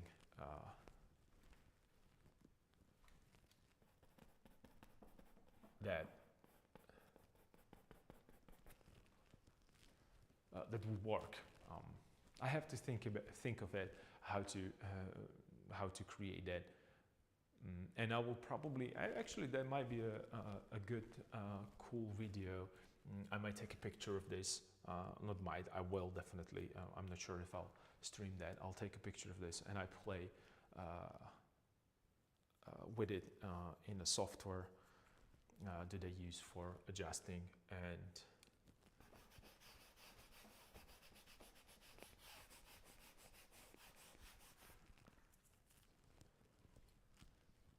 right now I have to bring, and that might actually give me you know, that chance to experiment with.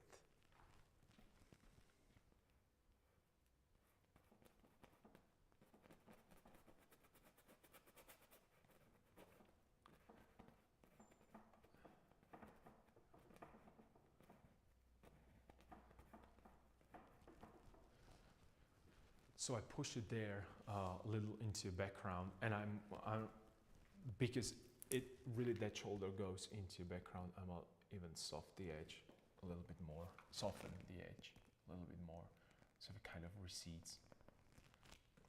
And I might even wait a second.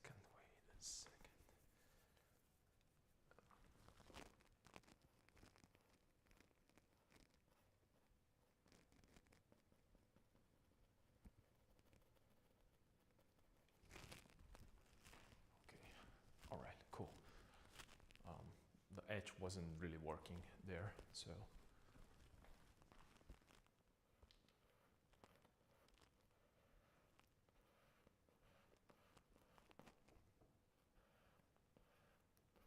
and again, since I was working on this part, I worked on the hand a little bit. Suddenly, you know, you can tell that the painting is moving forward, and the helmet right now doesn't look as good as it was before, because the more element that I add, the more of that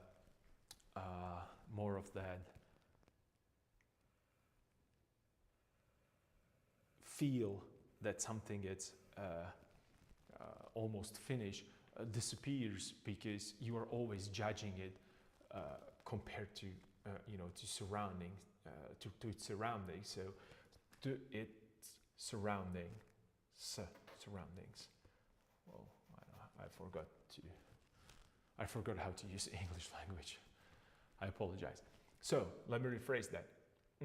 I'm looking at the helmet, and it seems okay, because in comparison to the chainmail, it wasn't there. Right now I have a chainmail there, abstraction of a chainmail, and suddenly the helmet doesn't look as good as it used to, because the other parts of painting moved forward. So this is the reason why you should constantly work for me especially, I know that you can, focus on the one part and kind of, work out from that specific point. But I have a really, really, not really, really. I have, in my experience, I found out that when I work simultaneously on the head and the feet and the hand and all the elements, I can make a better decisions, and I can do a little bit more effective adjustments than when I just work, let's say that, oh, I know that the shield is going to be here, so let me make a perfect shield. I don't know if the shield is going to be there. I want to keep myself, I want to keep myself in the stage of that everything moves. At one point, I will definitely lock it down, and I will work on that part like it's not going to move. But at this stage, I want everything to move, be able to move. I don't want to be stuck in one particular position. And that what happened to me a couple times when I worked, let's say from the portrait. And at the beginning I actually mentioned that I'm a bias toward the portraits because I paint so many portraits. So the head, it's kind of where everything starts. And when the head is for you, where everything starts, then you kind of rely on that first kind of a building stone, which is cool. But then I always overdo it. I always go into like that mode that, oh, if I'm gonna paint a great head, everything's going to be cool. Well, not necessarily. It works for portraits, but it doesn't work for a large compositions. So I have to do these conscious decisions that, oh, this is enough for this part. I have to move here. I have to do this, because if I don't, I'm going to regret that. But if you have your composition perfectly laid down, if you figured out everything and you're happy and satisfied with your work, please, by all means, go ahead, start painting from the one particular point and just go ham and make a nice painting. I'm not capable of doing it. I already know. I spend really a lot of time painting and making this mistake myself. And when I'm saying mistake, it's not a mistake. I make this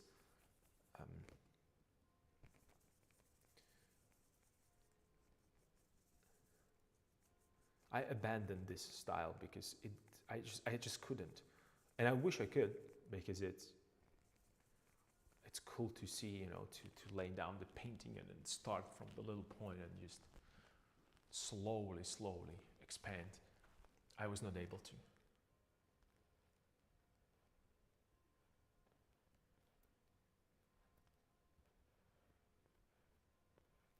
It always looked bad.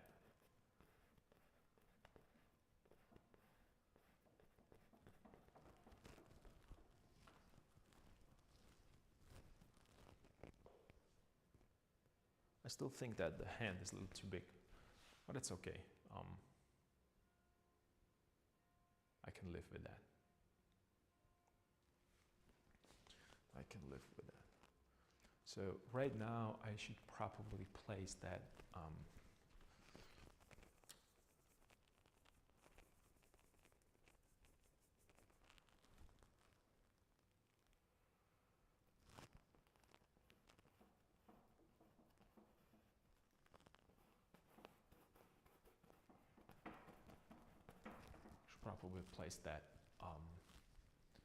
belt.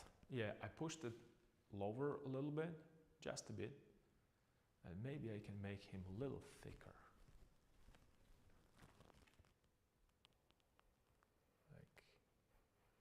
this area.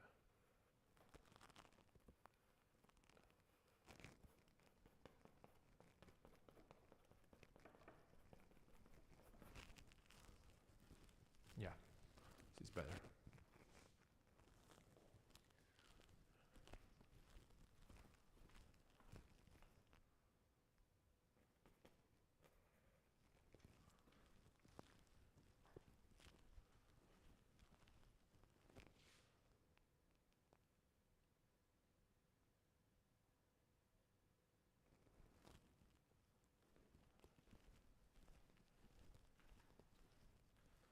And this should go a little darker. What I'm doing right now, I'm correcting a proportions.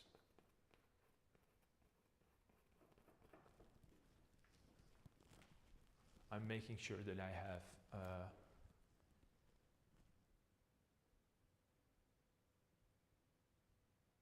that everything is on its place.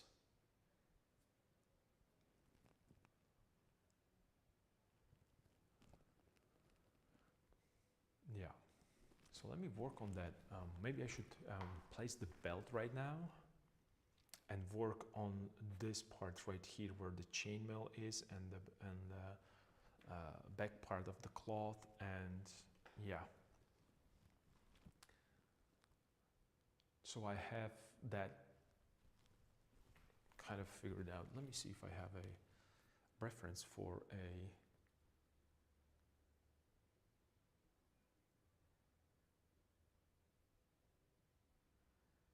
I have a reference picture for that kind of a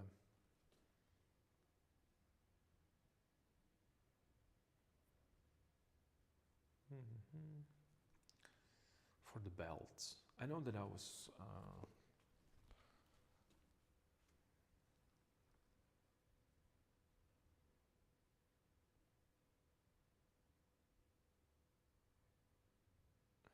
searching for them.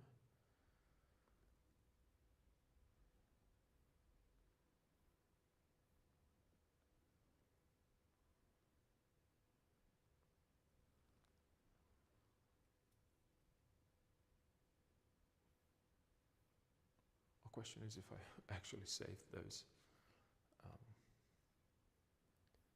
reference photos.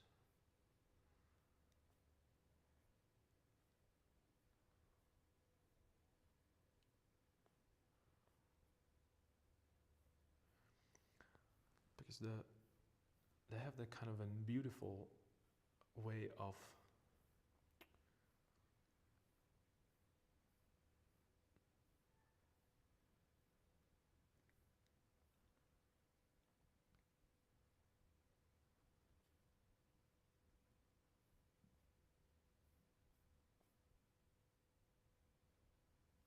tying that belt around that buckle. I have some, quick references here that I pulled. So it's going this way here, and it's going in, over, and inside. Okay. Let me see if I can.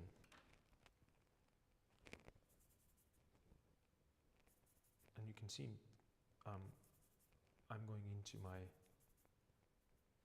drawing kind of a thinking. So it's going this way, like so.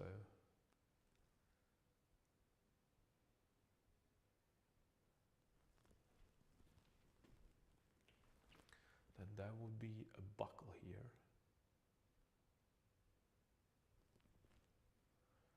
But that buckle needs to go a little bit more this way, right here. And there is a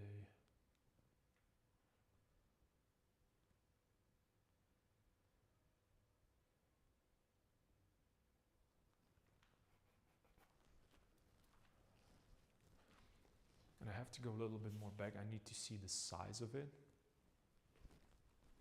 And then perhaps I could adjust this, and it should, maybe it could go this direction a little bit more this way.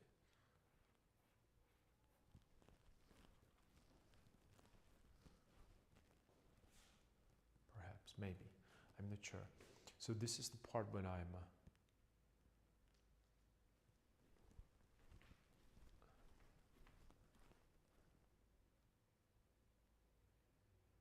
kind of not sure.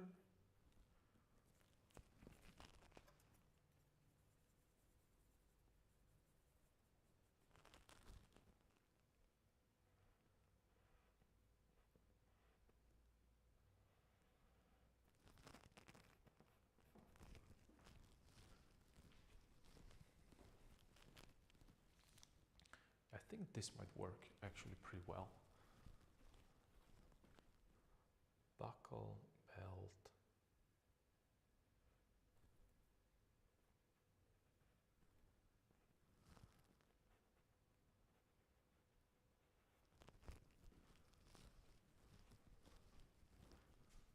Maybe I could push it a little bit more this way. And what I'm doing right now, I'm designing. That's exactly what I'm doing. I'm designing or composing. Actually, this is a design. I'm trying to design the buckle, looking at some references and using some references.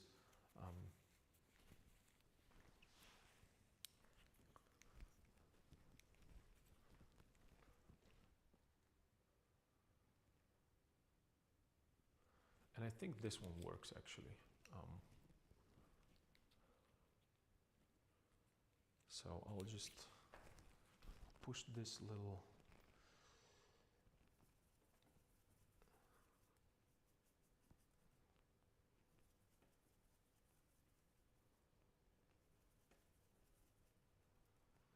so it should be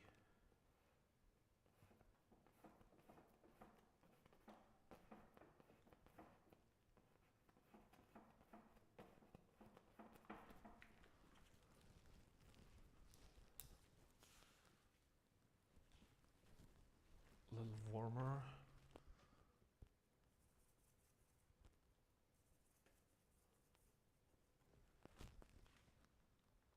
Because it's a leather, so.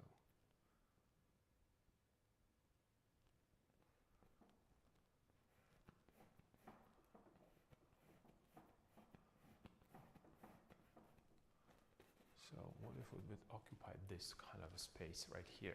And this is just a, like I said, this is just a design. I'm designing the buckle, and I'm composing the position for the buckle.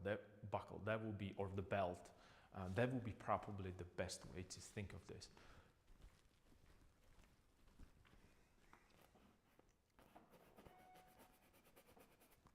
And that will be probably the best way to explain the difference between designing and composing. So I designed the buckle and the belt, and then I need to compose it in the painting.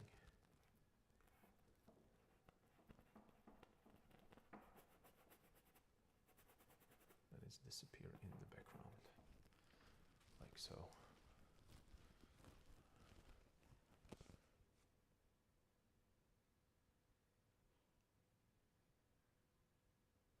Yeah.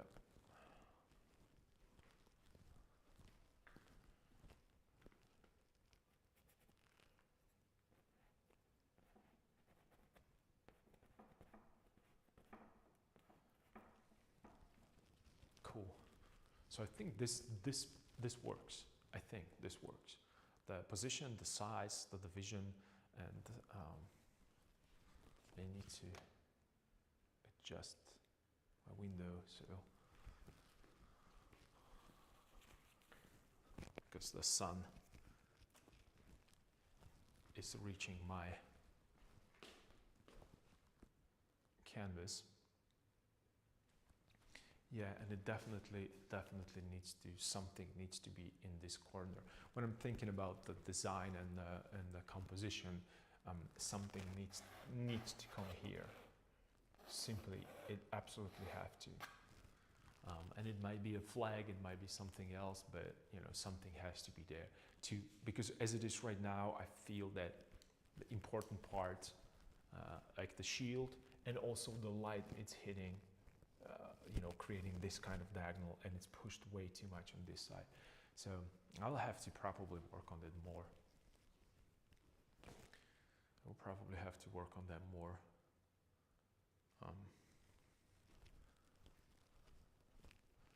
And then I have to make sure that I have a feet in the right size, because it seems that the front forward facing foot looks a little too big to me. It is forward and it's like a darker shape there.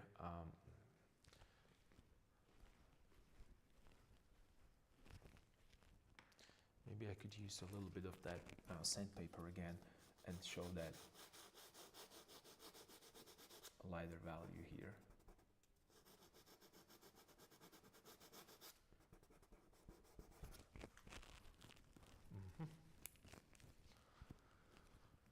Cool.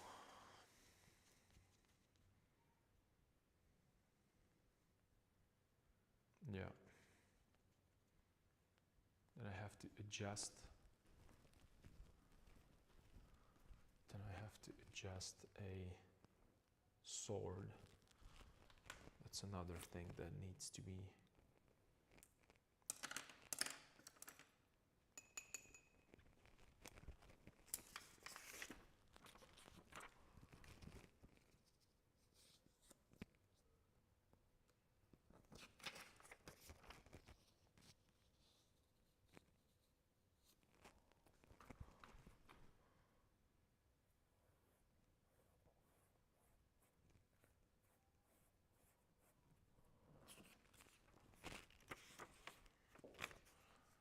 so that's the straight line right there.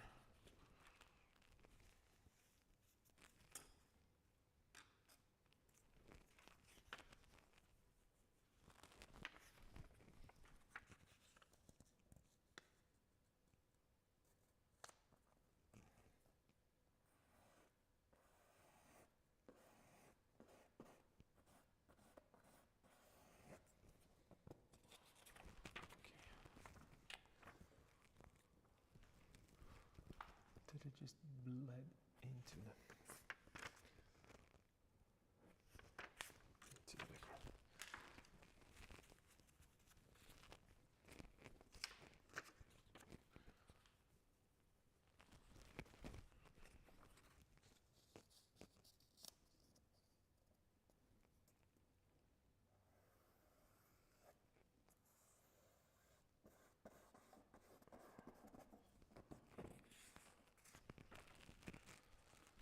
okay.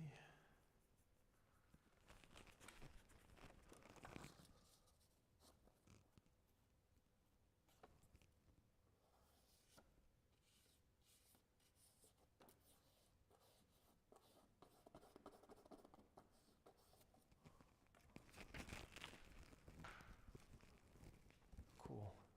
I'm just trying to make sure that I have a straight edge, so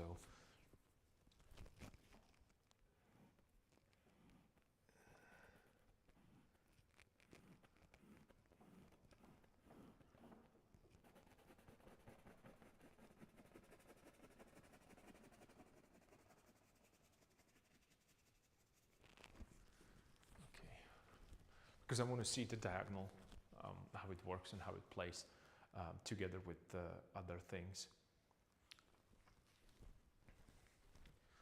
So I have that.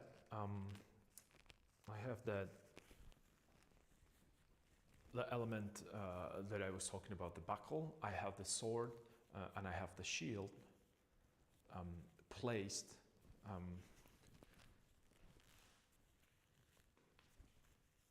Exactly what I wanted to have them. It might actually move. It might go back and forth a little bit, but generally speaking, I think this is where it is going to be. And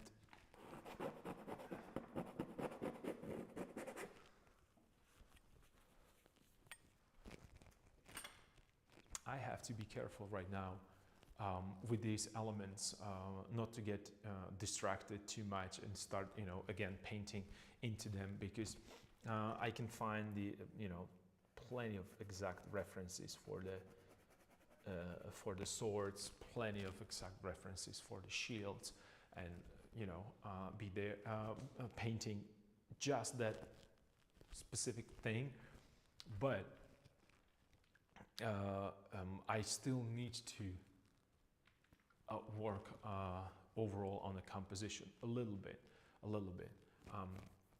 When it was just a drawing on the canvas, it looked okay, but I introduced the different elements, different colors, different variations with the values and tones, and right now really I feel that this part, it's empty. So I will have to focus on that.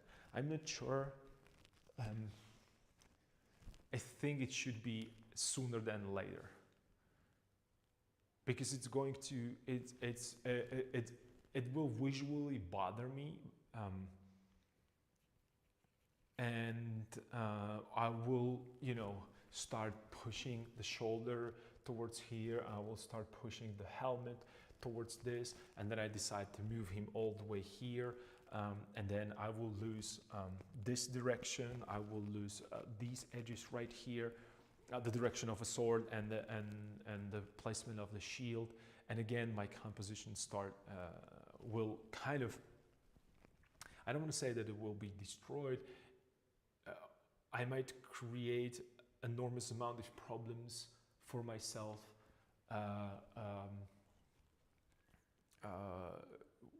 by not addressing this little compositional idea that could, really help.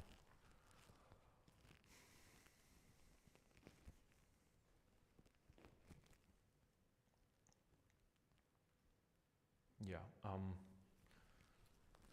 I'm not sure how far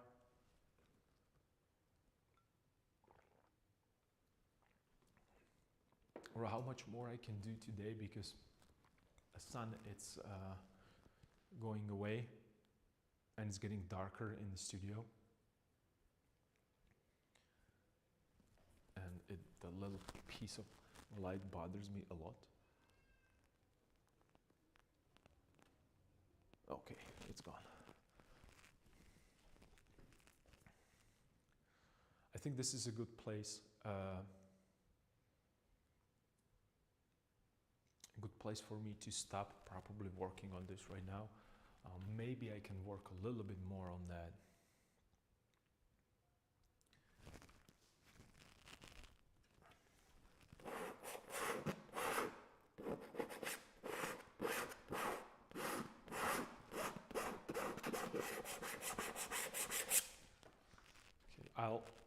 What I did right now, I realized that I put a lot of paint there, and it kind of created hard edges.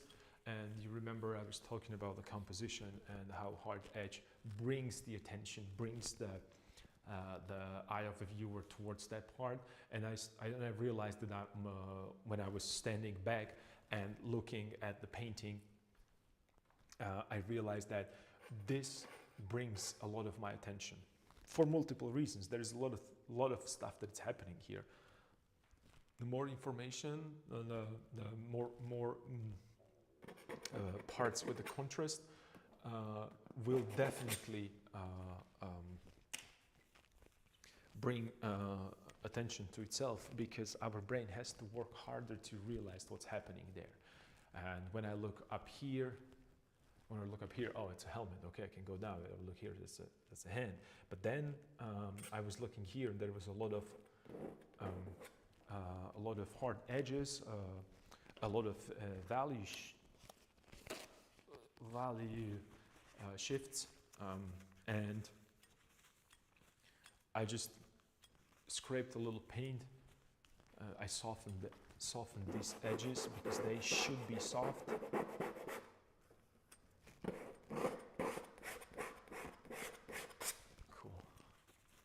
And then it's going to dry, not dry, it's going to be touch dry tomorrow, so I can start painting on top of it immediately, which is exactly what I want.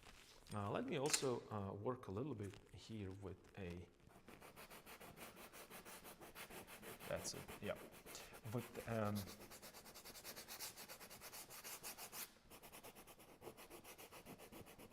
we my trusted sandpaper and soften some of these edges here.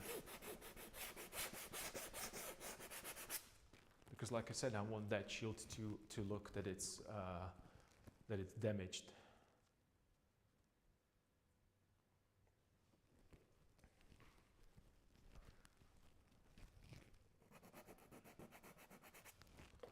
A little bit there. And you can, scrape this with palette knife. Sometimes I use also a razor blade. To get rid of certain parts of the texture.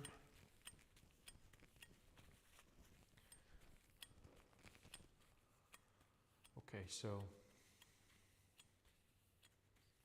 yeah, it has to go there. But when I'm looking at the painting from a distance, it looks kind of okay, compositionally as well. But the moment, and this is the reason why everybody should have a mirror, smaller or bigger, it doesn't really matter. The moment when I'm looking at that mirror reflection, I feel like that the empty spot is there. The next thing that I'm going to do after the stream is done, I'm definitely going to put it upside down, and I'm going to look at it. That way, it will help me with the composition as well. It showed me certain things that I didn't see before. It especially helps with the symmetries. I can immediately recognize the problems with the symmetry when it's upside down. So yeah, and I have to design the buckle. This area right here, I have to design this. I have to work on the symmetry on the crest, the double crest that is going to be there. And I can see that I could, if this is going to be in the shadow, so we can keep it in the shadow, but we can show a little bit of that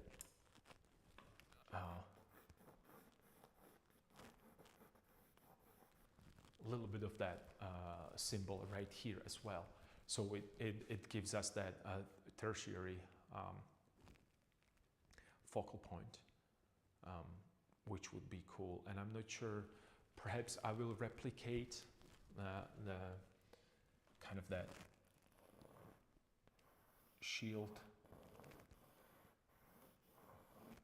shape, that it's slightly underneath or behind that chainmail, and I will replicate that symbol a little bit. But I'm thinking to keep it really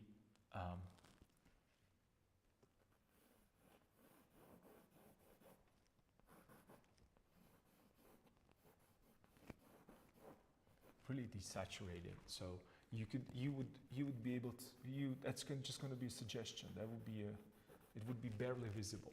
I think that it might work right there. So we will help that, and then I can go here and start working on that. Maybe I should put the chainmail here right now, since I have the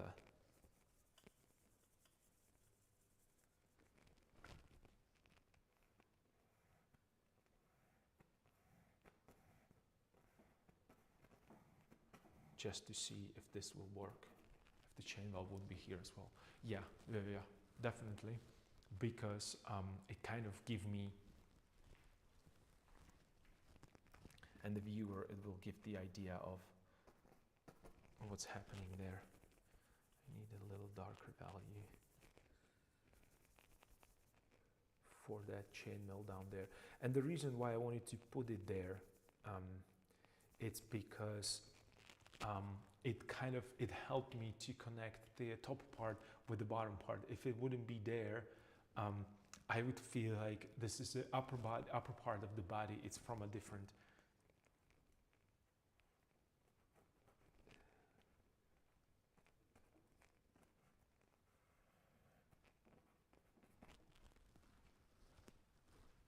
From a different armor, or it has he's wearing a different armor on the upper part.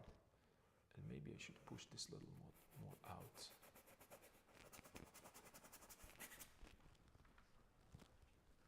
To make him a little bigger.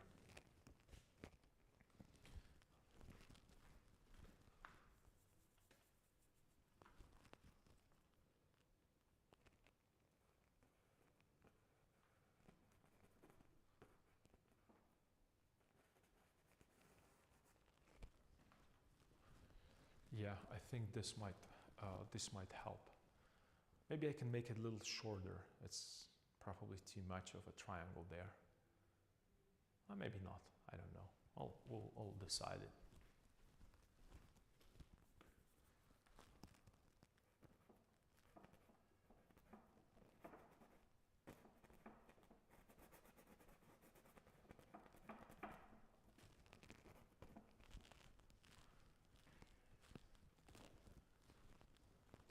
Should probably make that hand a little bigger and maybe push that.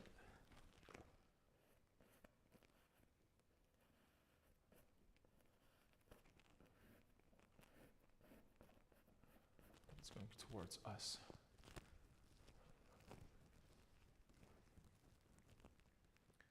Cool.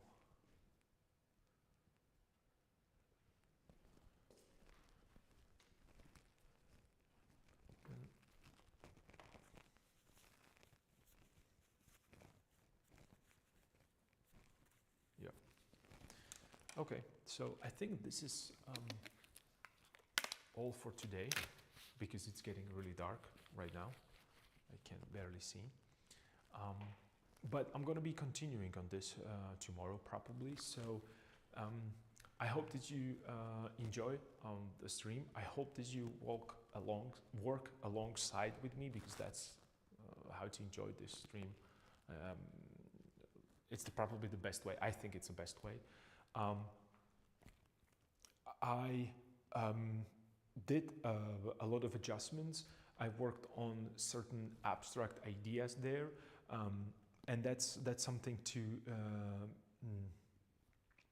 really that's something that you should think of in your own work as well. That means that I know that I'm working on a specific a person, so it should have hands, it should have feet, it should have a head and all that kind of stuff, because that's the character that I'm creating. It's an existing person, but then there's a lot of abstract elements that I have to place there, kind of the abstraction, not necessarily abstract elements, but the abstraction of a certain certain parts. You remember we talked about the chainmail and so on and so forth. So I want to continue with that kind of abstract idea in my head. I'm going to be designing that buckle and that belt and a sword, and the shield, of course. And it's going to be. I think it's going to be. I think it's going to go well. We will see. I hope to see you next time. So take care. Bye.